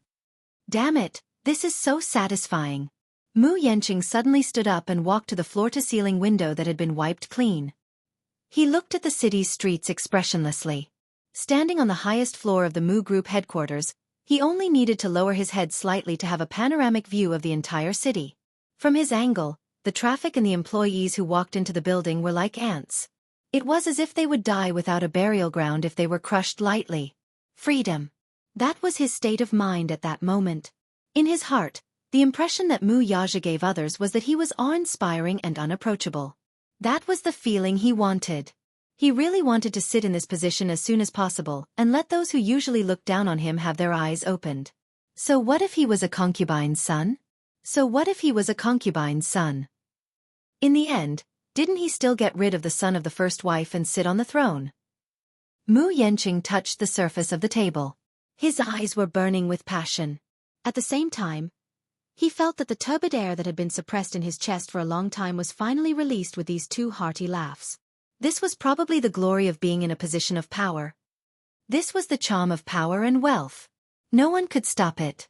Standing at the pinnacle of power, receiving the admiration and groveling of countless people, such a feeling was infatuated and yearned for. Only a man as aloof as Mu Yaja would be unmoved by her charm. However, he was already a thing of the past. As for him, he was from the future. He. Mu Yanqing's face split into a wide grin. However, if this grin were to fall into the eyes of others, it would appear especially sinister and terrifying. Suddenly, there was the sound of the door opening behind him. Vigilant, he turned around and saw Minyu walking in. He recognized him. He was Mu Yaja's personal assistant and could be considered his most important confidant. When Minyu saw him, he was stunned for a moment before he asked suspiciously, "Young Master Yanqing, why are you here?" Without waiting for Mu Yanqing to answer, he immediately showed a hostile attitude. "This is the CEO's office. Without the CEO's permission, you are not allowed to set foot in here." Minyu was like a loyal subject, trying his best to protect his master's territory with a firm attitude. "I'm not allowed to set foot in here?" Mu Yanqing laughed out loud as if he had heard the funniest joke in the world. "Why can't I come in?" Chapter 21:31. However, it seemed that he could not emulate Mu Yaja's boldness. In his opinion, he was just like a child who insisted on wearing an adult's suit. It was childish and ridiculous. A child's behavior could be considered as childlike. His behavior, on the other hand, was disgusting. "This is Chairman Mu's seat. You can't sit here." "Why should I?" Mu Yanqing smiled and asked in a deep voice, "Why can't I sit here?"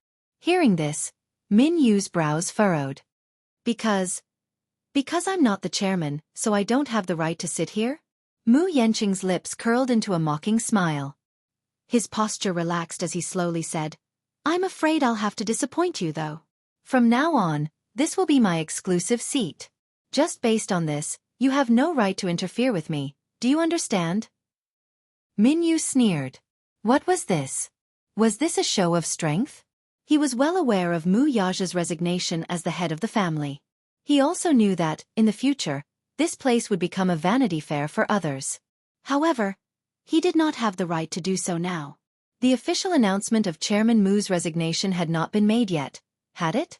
At least for now, this office still belonged to Chairman Mu. Minyu had been loyal to Mu Yaja all these years. Hence, when he saw another man shamelessly occupying this office, he quickly became hostile.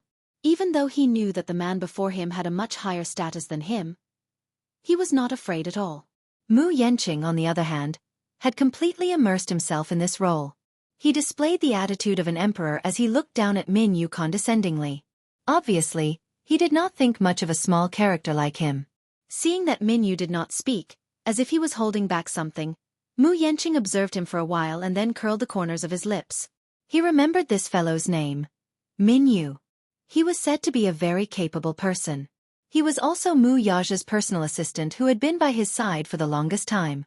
Mu Yaja placed a lot of emphasis on ability.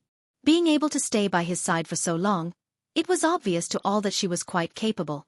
Originally, he was thinking that when he ascended the throne, he would do what Mu Yaja did when Mu Yaja first took office. He would directly wipe out the remaining forces around Mu Yaja. However, if he were to get rid of these people as soon as he took office, he would appear to be narrow-minded. If he were to replace Mu Yaja's people as soon as he took office, he would appear to be heartless and cold. This would leave a bad impression on the company. Therefore, he decided to keep these people by his side for the time being and observe their performance. If they were outstanding enough and had potential, he would promote them for the time being.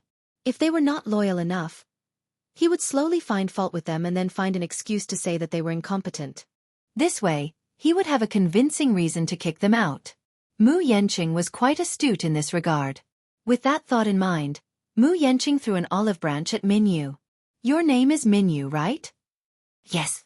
Minyu's attitude was neither cold nor warm, which made Mu Yanqing feel particularly uncomfortable. This fellow is really refusing a toast only to drink a forfeit. I'm about to be promoted. At this time, he should hurry up and suck up to me. If he makes me feel better, I won't make things difficult for him. Chapter 21:32. Speaking of which, it was true that the servant was like the master. Mu Yaja wore an arrogant face all day long. His subordinates were cold and did not seem to know how to read people's expressions. However, he still held it in and said with a fake smile, "I see that you've stayed by second brother's side for so many years, so you should have some decent skills. If a talent like you works for me, you'll have a bright future ahead of you. Why don't you stay by my side after second brother retires as the CEO? If you perform well, I'll promote you." As long as you're loyal to me and work hard, I won't mistreat you. As for your salary, I'll double the amount second brother offered you. How about that? Mu Yanqing was best at winning over people's hearts. Mu Shumin was a classic example. After a few bowls of bewitching potion, he was inclined to his position. Mu Yanqing was full of confidence. Now that he had offered such generous conditions, no one would not be tempted. However, his tone was somewhat reserved, as if his acknowledgement was a great favor. It was as if he was sizing up a beggar. It was gentle, but it felt like he was giving alms, which made one uncomfortable. Mu Yanqing seemed to be certain that Minyu would wholeheartedly rely on him. As the saying goes, a fine bird chooses a tree to nest in. His original master was in dire straits, so why didn't he choose a better career path? He was waiting for Minyu to show his subservient and fawningly express his sincerity to him. However, Minyu only smiled as if he did not care about the conditions he offered. He only said indifferently, "Young Master Yanqing, don't you think it's too early to say this? I don't think there's any agenda for you to take the position." Mu Yanqing immediately said, "Huh? What do you know? Now that second brother has retired, I'm the best candidate. If I dare to say such things to you, I naturally have the confidence to do so. Don't worry, your master is in dire straits now. There's no room for him to make a comeback. There's no need to think about betraying him. He's the one who abandoned you, so you don't have to feel guilty." After a pause, he opened his mouth and revealed his ambition. "What do you think?" "Nothing much." Minyu smiled graciously, elegantly, and politely. Compared to Mu Yanqing's sinister smile, it was a world of difference. "Wherever President Mu goes, I'll follow. In this life, I'll only acknowledge him as my boss. As for what you said, I'm sorry, but I can't." "You?" Mu Yanqing stared at him in surprise before bursting into laughter all of a sudden. "Minyu, don't be silly. Second brother from today onward, he's no longer the Mu's from today onward, he's fallen from the top. He's to Mu to make a comeback in his life. To Mu. Have. To say, to work to be to, are. Mu. He to. Are." The smile on Minyu's face did not waver at all.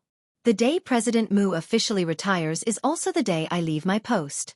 Regardless of whether it's a mountain of swords or a sea of fire, I'll walk down this path with him." Chapter 21:33. Mu Yanqing sprung up from his seat. "Stop right there." Minyu's back view froze on the spot. Mu Yanqing was a little angry. How could this fellow be so ungrateful? He had intended to keep him around to give him face, but now, not only did he refuse a toast only to be forced to drink a forfeit, he even dared to put on airs with him. He was not going to fall for this trick. If it were in the past, he would have kicked him away long ago. Now, however, he did not want to do so anymore. It was as if his desire to conquer had been aroused. Since this fellow insisted on not submitting to him, he wanted to tame him and make him obedient to be used by him. A man's desire to conquer was not only reflected on women. Thus, he took a few steps towards him and shouted out a price. 200,000. Minyu slowly turned around and looked at him coldly. He was expressionless as if he were looking at an idiot. Mu Yanqing raised 2 fingers in a lofty manner, looking as arrogant as a savior.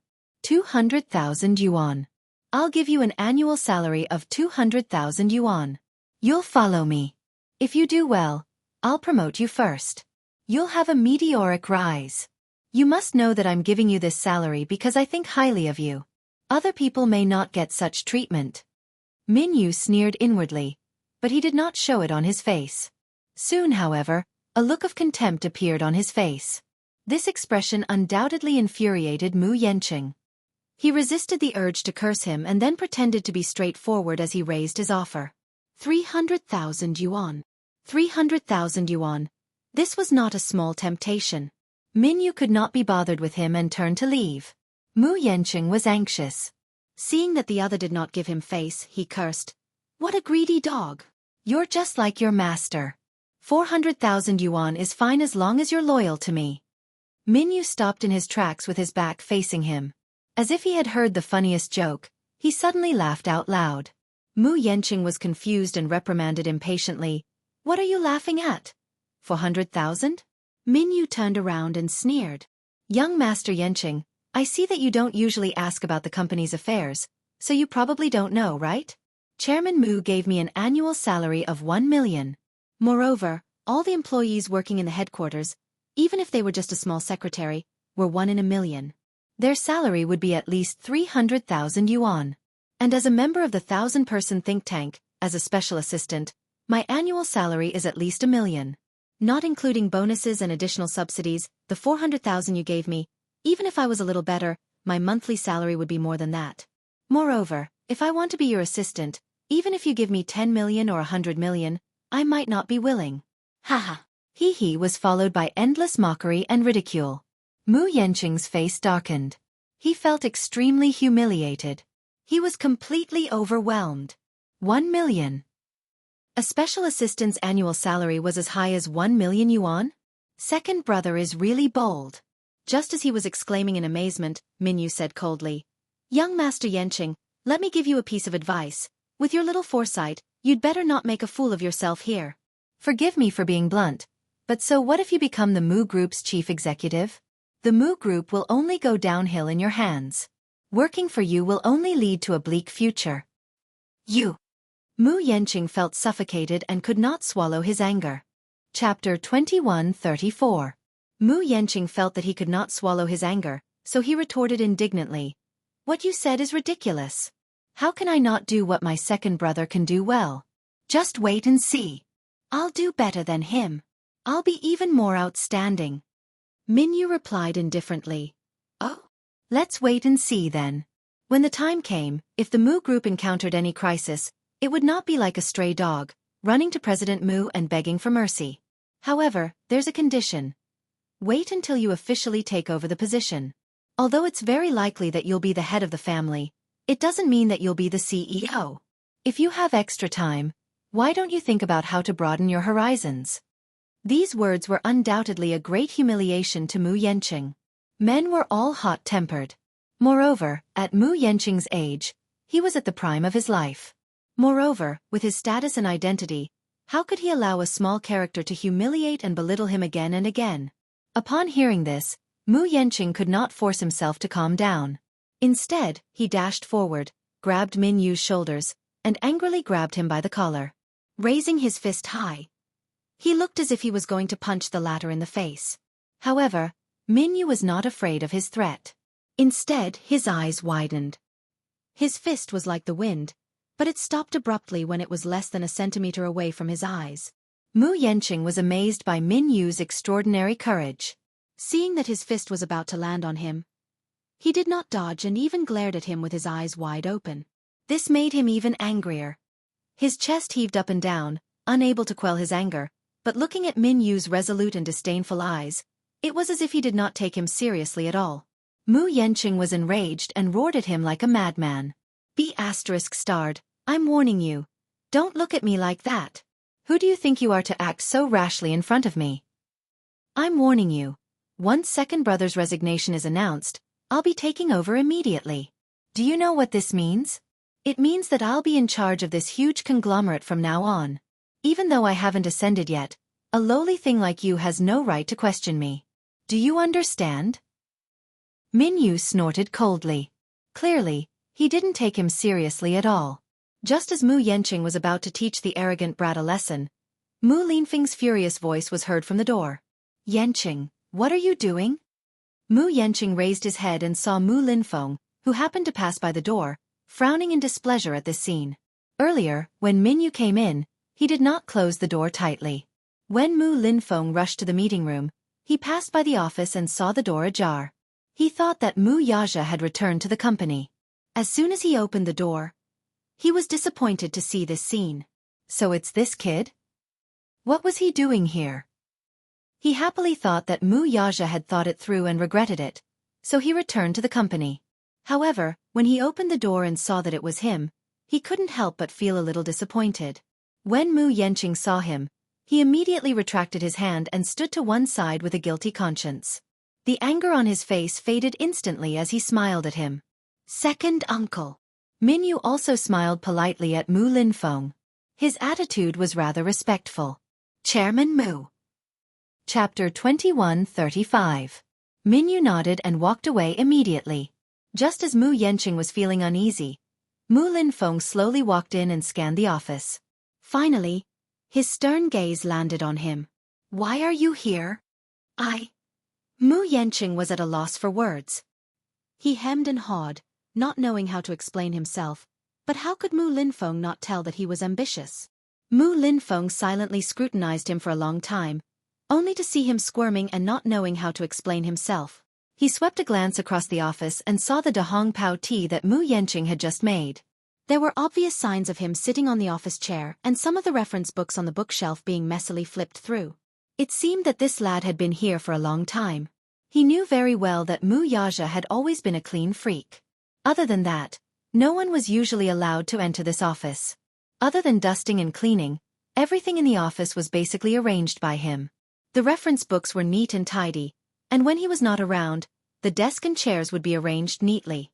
He was puzzled for a moment before he instantly understood.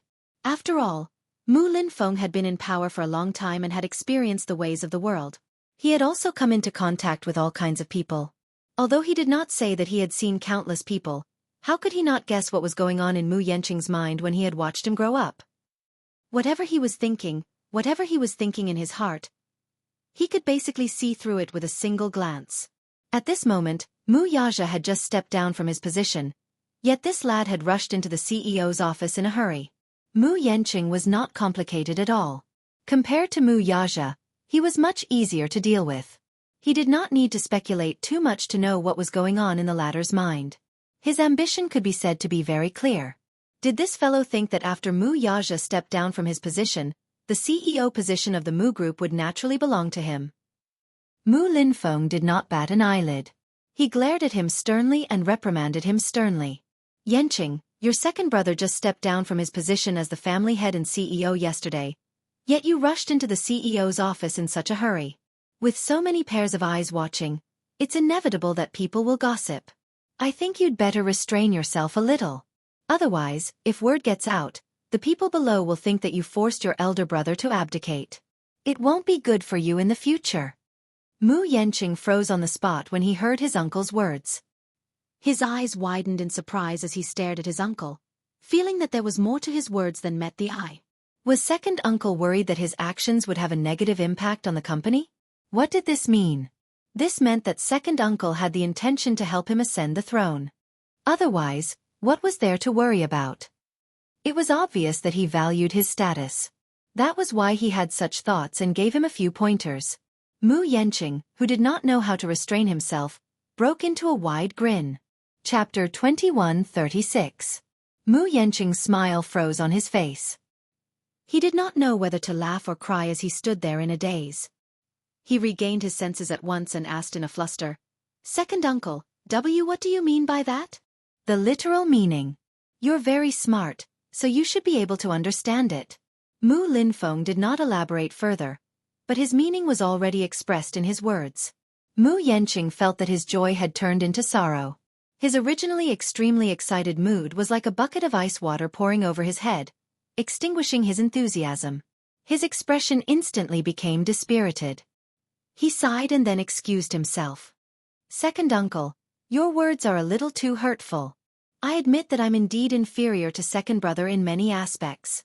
I'm very clear about this in my heart. However, no one is outstanding at the beginning. Back then, when second brother was promoted, the entire Mu family was against it. It was you who stood your ground against everyone's opinions and supported second brother. Reality has proven that second brother did a good job in the end. This is undeniable. Perhaps I'm not as capable as second brother, but that's secondary. My loyalty to second uncle is something second brother can't compare to. Second uncle, your words are too hurtful." Mu Linfeng's expression did not change much when he heard this.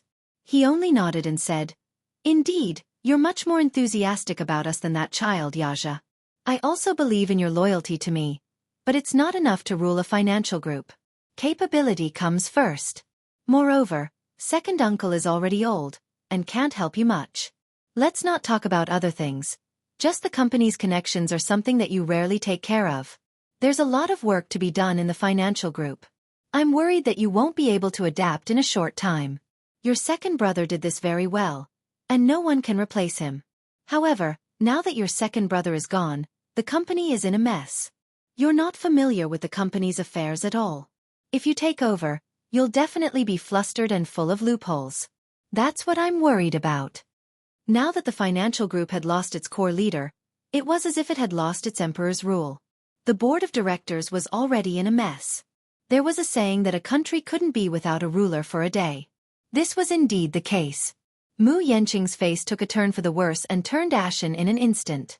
His originally arrogant face turned ashen in an instant. Mu Linfeng had lifted him up to the clouds in an instant, and now, he had given him a severe blow by reprimanding him. Min Yu's mocking voice still echoed in her ears, sounding extremely sarcastic. He was so angry that his face turned red, but he didn't dare to say anything. Mu Linfeng sized him up. He knew that this nephew of his was not as capable as Xianxia. Most importantly, he could not keep his composure. Look, it was only the first day of Xianxia's resignation, but he had already rushed into the headquarters excitedly like a crown prince who was about to ascend the throne. His ambitious face really disappointed him. After Mu Xianxia stepped down, who would be able to fill this position? He had been thinking about this problem for a long time. He didn't close his eyes the entire night because he was thinking about this problem. However, no matter how much he thought about it, he couldn't find a suitable candidate. Among the many candidates, Mu Yanqing was definitely not the most capable one. Chapter 21:37. He had watched Mu Yanqing grow up. Just like Mu Xianxia, he had also brought him up. Although he was not outstanding, he was, at the very least, absolutely loyal to him. As for the rest, he had no interest in them at all. He had learned from his mistakes. Having suffered enough at Mu Xiaoxia's hands, he did not want to painstakingly nurture a talent only to end up being an ingrate. Mu Yanqing was the most suitable candidate in his heart for the time being, but he could not reveal his thoughts completely. Otherwise, this lad would inevitably become arrogant and complacent after being promoted to such a high position. Everything had to be done step by step.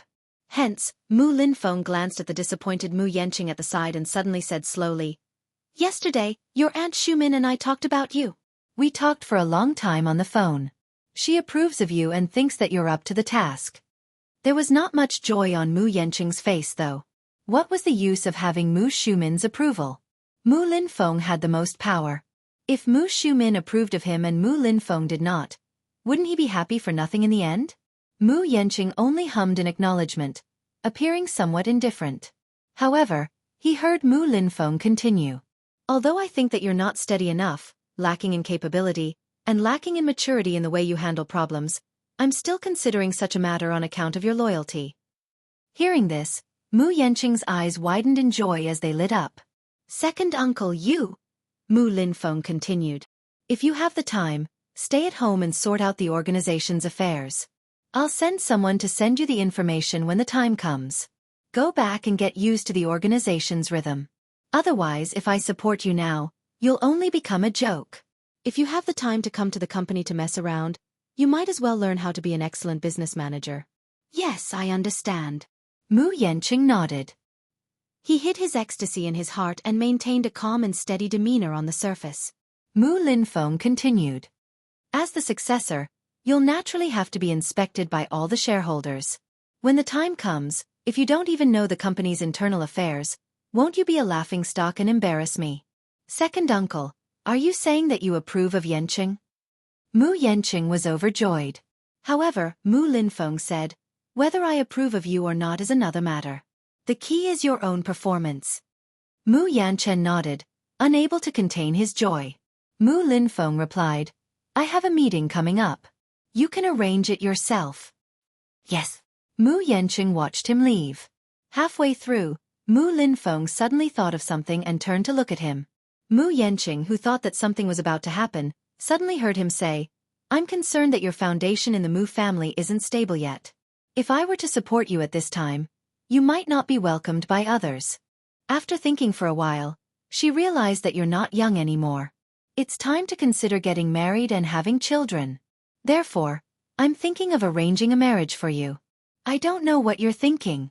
If it were Mu Xianxia, he would definitely reject her outright at this time. This brat had never obeyed anyone's arrangements. Ever since Yun Shishir appeared, he had become even more unruly. Chapter 21:38.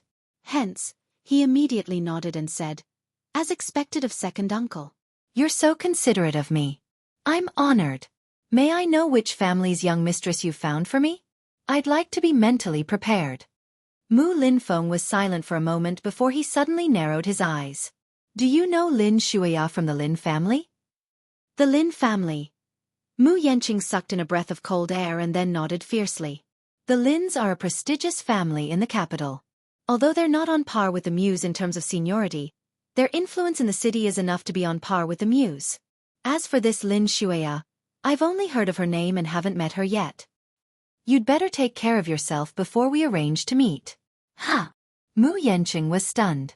Mu Linfeng laughed. You can hide it from others, but you can't hide it from second uncle. Don't you have a few girlfriends outside?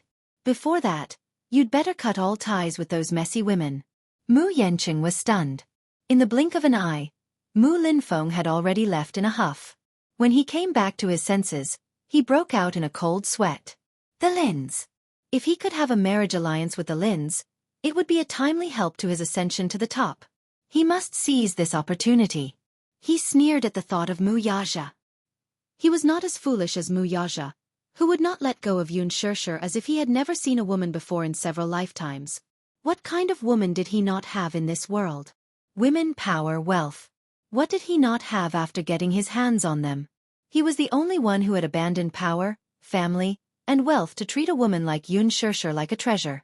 It was truly incomprehensible and unbelievable. After all, as long as he became the head of the Mu family, he could do whatever he wanted. He could have whatever he wanted, and he could have any woman he wanted. Although the men of the Mu family had abandoned the traditions of the feudal society, they still had many women by their side. They had 3 wives and 4 concubines, and they never lacked mistresses. Most of them had red flags outside, while colorful flags would flutter outside. Naturally, other than those whose mother clans were excessively powerful, most of them played their own games. Some of the women who married into rich and powerful families had kept several gigolos outside, and their hearts were wild. However, most of the women who married into the Mu family already had status. They only needed to think about what kind of perfume was more stylish, what kind of branded bags were the most suitable for their status, and how to be a proper and elegant rich lady. As for her husband's affairs outside, she mostly turned a blind eye and turned a deaf ear to them. At this thought, he sat back in his chair and dialed a number. After ringing for a long time, a woman's sweet and gentle voice came through. Yanqing? Qingxue, are you free tonight? There is. The woman was overjoyed that he had taken the initiative to call her. She said shyly, I happen to have something to discuss with you. All right, let's talk when we meet. Okay. Where should we meet? I'll go to your house at 8 p.m. Okay, I'll wait for you. Chapter 21:39. Meng Qingxue was 18 years old this year. She was a model. Her looks were standard, and she had a good figure unique to models. Her ample bosom was especially coveted by men, and she had a beauty that most actresses in the entertainment industry did not have. When she was 16 years old, Mu Yanqing met her at a private gathering and took a liking to her at first sight. Even heroes have a weakness for the charms of beautiful women. Men had no resistance to beautiful women. Moreover, Meng Qingxue was a rather outstanding stunner. More importantly, when he first met her, she was still an inexperienced student, so tender that he could pinch water out of her. Mu Yanqing preferred a pure and innocent style, so he took her in without any hesitation. To be precise, she was snatched by Mu Yanqing the moment she debuted. Mu Yanqing was her first man. Meng Qingxue was different from the average young model. She was not that ambitious. Perhaps it was because she was still young and immature. Unlike those overly shrewd young models who had a clear goal, Meng Qingxue still had a simple dream of love. She had always thought that he was just a rich second-generation heir with a good family background and a net worth of tens of millions. Therefore, she wholeheartedly wanted to be with him, get married, and have children with him. Hence, her career as a young model came to an abrupt end. Initially, when she agreed to be Mu Yanqing's woman, other than his series of passionate advances and sweet words, she also liked his handsome appearance and considerate personality. After dating for 3 days, she gave herself to him and became his woman. Of course, other than her, Mu Yanqing had also been with many other women. Some of them were with him before he met Meng Qingxue, and some of them were one-night stands when he was dating Meng Qingxue. Of course, there were also those whom he had a stable relationship with for a few months. However, Meng Qingxue could be considered to be the one he had the longest relationship with. It was mainly because Meng Qingxue had a high EQ and knew how to make him happy. When he was busy, she would not pester him endlessly. The only time she was willful was when Meng Qingxue found out that he had other women.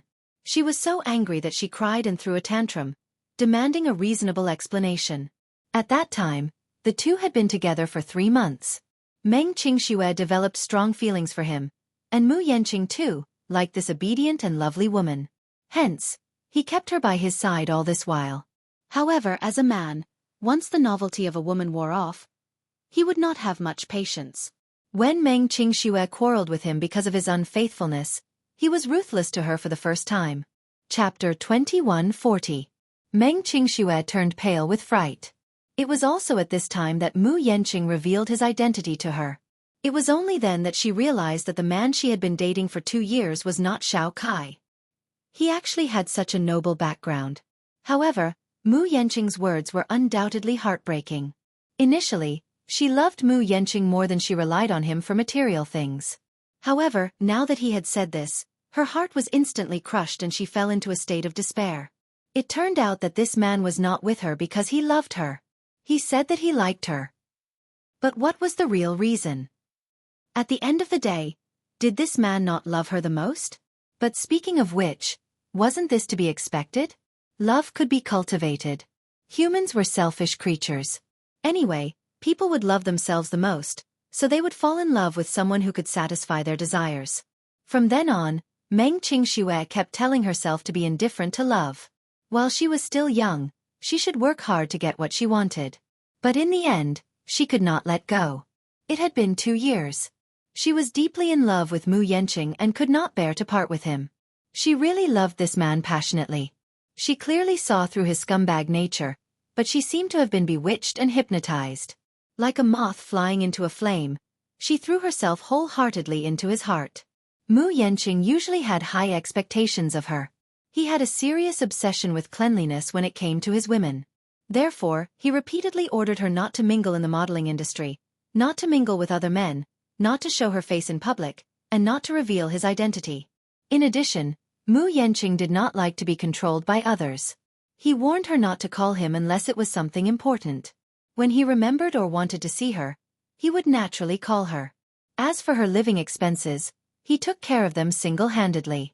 He gave her a bank card and told her the password. Every month, if he was in a good mood, her living expenses would be hundreds of thousands. This hundreds of thousands did not include those branded jewelry, bags, lipstick, and perfume. Meng Qingxue deeply felt that after that incident, it seemed that the two of them were in a relationship. No matter how she looked at it, she was like a caged canary, being kept as a mistress. She was deeply disgusted with this feeling. She was different from other materialistic women. She didn't have any wishful thinking about climbing up the social ladder. Compared to being rich, she preferred to marry an ordinary man who loved her wholeheartedly. When she first stepped into the young model circle, it was only because her family was poor. In addition, she had such innate conditions and was blessed by God, so she stepped into the young model circle. In the beginning, she was completely ignorant of the ways of the world, but when she saw all kinds of cruel unspoken rules, she had the intention to retreat. It was then that she met Mu Yanqing. She thought that it was a fated encounter. After they started dating, she basically didn't have to worry about food and clothing. However, in her free time, she still insisted on doing some part-time jobs, eager to support herself.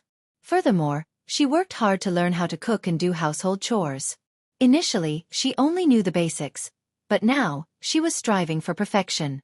She dreamed of being a good wife after marrying Mu Yanqing. That would be her biggest career in life. At that time, Mu Yanqing was still amazed.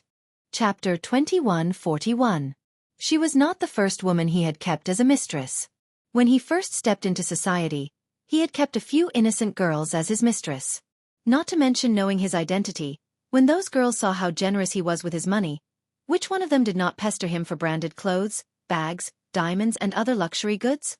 Even when they broke up with him, they would be ambitious and ask for sky-high compensation and breakup fees. This woman, though, was really strange. Despite him transferring hundreds of thousands of yuan to her every month, she was still living in an ordinary apartment building. She was dressed plainly and did not wear any branded clothes or carry an expensive bag. He heard that she had taken 2 separate jobs. Out of curiosity, he checked the bank account he had given her. After deducting the basic expenses such as rent, utilities, food, and clothing, there was almost nothing left for her to spend on her monthly living expenses. This woman. She's so different. On second thought, Mu Yanqing snorted disdainfully. She's probably doing this on purpose to win my favor, right? Suppressing her own desires, pretending to be a girl who didn't love power and wealth, pretending to be a virtuous girl who took care of the family, to please him and desperately want his approval? Is that possible? He was going to marry into a big family in the future. His wife would either be from a prestigious family, a wealthy family, or a scholarly family. There was no way out for him and such an ordinary woman. He was only interested in her beauty, her youth, and her gentleness. Other than that, he couldn't find any other reason to marry her. When he got tired of her, he would leave and give her a sum of money to keep her quiet.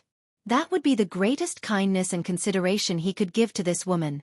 At 8 o'clock in the evening, Mu Yanqing showed up at the entrance of her rented apartment. Fengchen International's apartment building had been around for 8 years. It was not too shabby, but compared to the high-end apartments he had originally found for her, it was definitely quite shabby.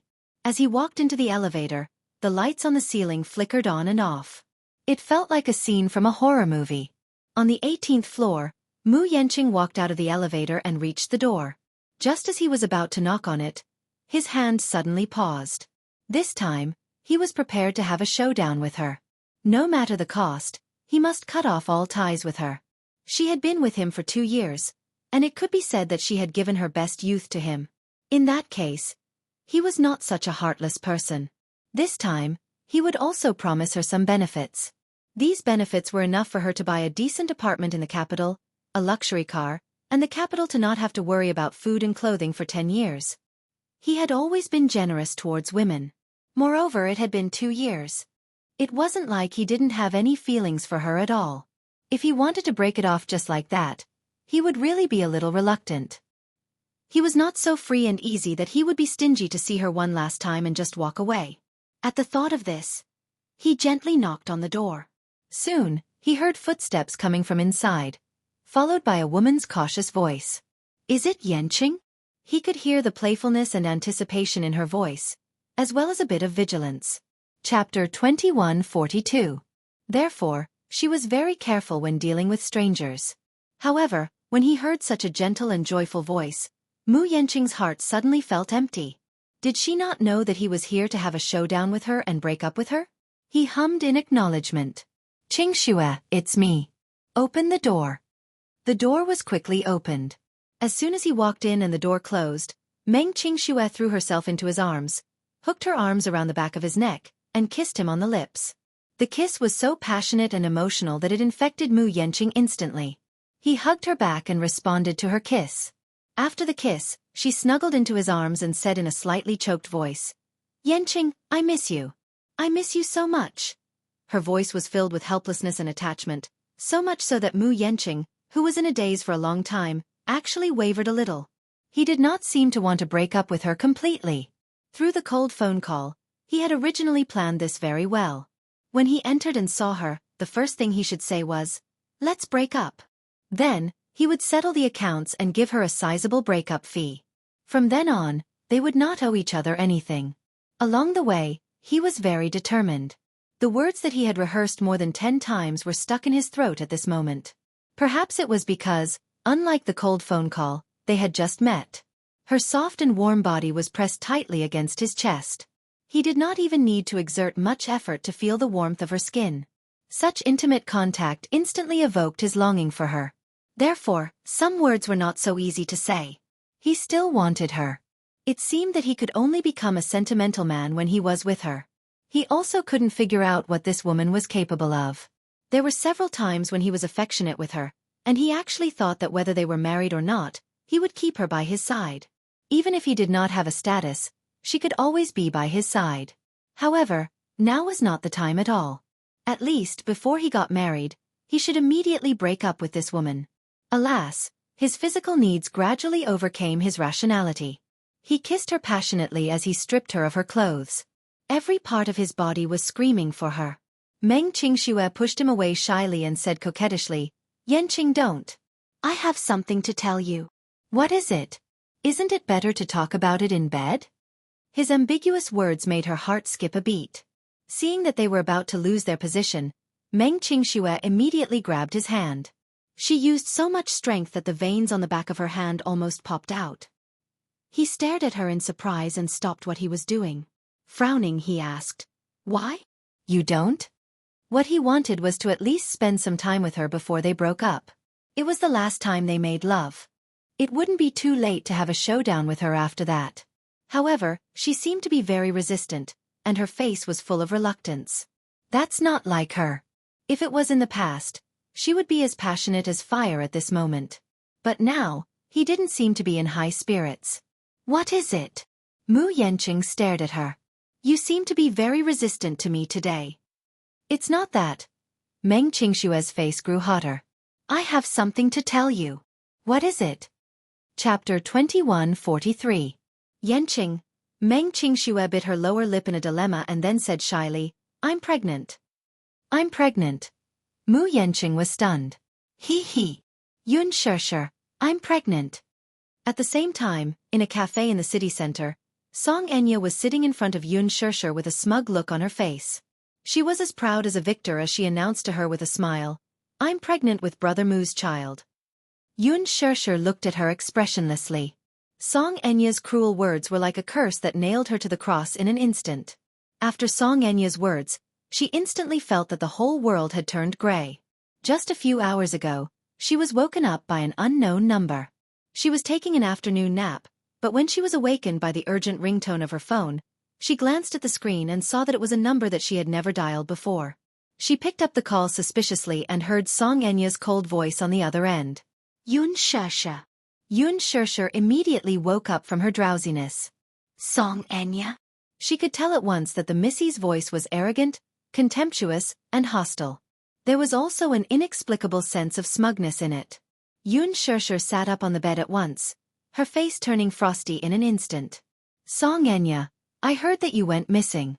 Could it be that you've absconded because of your guilty conscience?"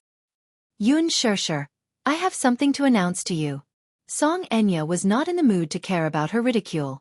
Instead, she issued a challenge to her. 8 o'clock tonight at Queen Cafe in the city center. Be there or be square. With that, she hung up the phone without any explanation. I wonder what tricks she's up to this time. Yun Shirshir did not want to pay much attention to it at first, but at 7 o'clock in the evening, she was curious about what important thing Xianxia had to announce to her. Looking at the date on the wall, she felt restless. She thought that since Xianxia had asked to meet her in the city center, there was no need to worry about what tricks she would play. Besides, she had a score to settle with her. Mu Yaja went out early in the morning, saying that he had to discuss some important matters with a few of his men. It was already 7 o'clock, but he was not home. It seemed that he would not be back for dinner. Hence, Yun Shirshir gave the two Xiao Baos a few reminders and hurriedly left. By the time she reached the cafe, Xianxia was already there and had sent her the name of a private room. When the waiter led her to the private room and pushed open the door, she saw a face that she had not seen in a long time. Yun Shirshir, you're here. Surprisingly, the Missy's face did not show much hostility when she saw her, which was rather unusual. If it was in the past, the moment he saw her, he would definitely gnash his teeth in hatred. His eyes would be as sharp as a poisonous snake, as if he couldn't wait to swallow her alive. It was different today though. She smiled elegantly. Her eyes were clear, and her makeup was light. Unlike the heavy makeup she used to wear, her watery eyes and pink lips made her look very simple and elegant, but she was very charming. Xianxia was sitting at a table. When she saw her, she politely pointed to a seat and invited her to take a seat. This made her even more suspicious. Chapter 2144. However, the friendliness that Xianxia displayed on the surface made her seem like a completely different person. If it were not for that familiar face, she would really suspect that the woman in front of her was not Xianxia herself. Have a seat. Yun Shirshir did not stand on ceremony as she walked over and sat down opposite her. You asked me to come here this time because... What would you like to drink? Xianxia asked as she flipped through the menu. Xianxia's expression froze for a moment before she said, "A glass of Blue Mountain." Xianxia turned her head and immediately ordered, "A glass of Blue Mountain." The waiter nodded and then respectfully left the room. At this point, the private room fell into dead silence. As Xianxia stirred the warm milk, the rich fragrance of milk immediately filled the room. The two of them sat quietly in silence. Xianxia sized her up silently. She did not know what she was up to at this moment, but she had a feeling that she had ulterior motives for inviting her here. This woman was extremely vicious. As the saying went, one's appearance was born from one's heart. In the past, she did not think that this saying made much sense, but it was vividly reflected in Xianxia. Thinking back to the past, her incomparably mean face gave people a feeling of disgust. Xianxia was silent for a moment. Just as she was about to speak to break the silence, Xianxia, who was sitting opposite her, broke the silence first. She raised her head and looked at her like a victor. She blatantly announced to her, "Do you know? I'm pregnant." In the apartment, the atmosphere froze for a long time. Mu Yanqing looked at Meng Qingxue in disbelief, his eyes full of shock and bewilderment. Seeing his stunned expression, Meng Qingxue mistakenly thought that he was shocked because he could not face such a big surprise. Her face became even more shy, as if she had put on rouge and was boiling hot. She pouted and buried her face in his chest, asking in a coquettish tone, "Yanqing, are you unhappy? You're going to be a father soon." Perhaps it was because she was pregnant, but even though she was only 18 years old, the maternal instinct in her heart was already spreading because of the birth of a new life. Her face became softer than ever, and there was a holy and enchanting radiance about her. However, this kind of radiance was undoubtedly too dazzling to the point that it fiercely stung his eyes. For a moment, Mu Yanqing forgot to express his thoughts as he lowered his head and sized her up in a daze. Finally, his gaze landed on her still flat stomach. He was going to be a father soon. She was pregnant. How could this be? She even asked him if he was happy. How could he be happy? Right now, Meng Qingshue's joy and excitement formed a sharp contrast with his stunned and lifeless expression. Perhaps Meng Qingxue was too happy and immersed in the beautiful fantasy of the future, so she didn't care about his pale face at the moment. She pulled him to sit down on the sofa. Like a happy bird, she chattered to him, telling him the uneasiness and tension of being a mother for the first time, as well as her expectations and dreams for the arrival of the child in her belly. Chapter 21:45. After all, Meng Qingxue was still young and did not understand what was wrong with her body. Hence, she hurriedly searched for relevant information on the internet and concluded that she might be pregnant. Meng Qingxue was nervous and uneasy. She went to the maternal and child health hospital for a series of checkups, and finally got the result that she was 4 weeks pregnant. She was not prepared for the arrival of this child at all. That was because she was still so young. Only 18 years old. Most girls of this age were still studying in school. Although she dropped out of school early because of her poor family background and entered society, she was only 18 years old after all. She was not mentally prepared at all. When the doctor saw her age and carefully asked where the child came from and if there was a need to abort it, she subconsciously refused. It was probably at that time when she saw the small shadow in the ultrasound that her maternal instincts could not help but stimulate her desire to protect her child. She used to hate children. Rather than saying that she hated them, it was more accurate to say that she rejected them. However, once she realized that she was about to become a mother, the joy she felt was indescribable. That was because she loved this man deeply, and the child in her stomach was their flesh and blood. Love the house, love the crow, and love for this child came from the bottom of her heart. She struggled with her thoughts for an entire night. She originally wanted to call him and ask for his opinion, but she remembered that he had said not to call and disturb his life unless it was especially important. After hesitating for a while, she put down her phone and finally decided to keep this a secret for the time being. It would not be too late to announce this to him when he arrived. It took her a few nights to adjust her state of mind. Meng Qingxue hugged him happily and said a lot of things excitedly. For example, she felt that her mentality had changed after she became pregnant. She also told him about her fantasies about the future. For example, after the child was born, she hoped that it would be a beautiful boy. However, if it looked like him, it would be good to give birth to a beautiful little princess. The customs in her hometown were used to favoring boys over girls. Meng Qingxue had experienced the persecution brought about by favoring boys over girls. Therefore, in her heart, she would like both boys and girls. After all, this was his child. Finally, she leaned on his shoulder and suggested an idea. Yanqing, why don't we get married? Although she hadn't reached the legal age yet, in her hometown, many girls got married and had children at the age of 16 or 17. It wouldn't be too late to apply for a certificate when the children were older. The wedding could be held first. Meng Qingxue hoped that they could hold the wedding as soon as possible. Compared to being a mother, she hoped that she could hold his hand and step into the hall of marriage. This was something that she had always dreamed of. Meng Qingxue looked at him coquettishly. Her eyes were bright and clear, and her smile was brimming with happiness.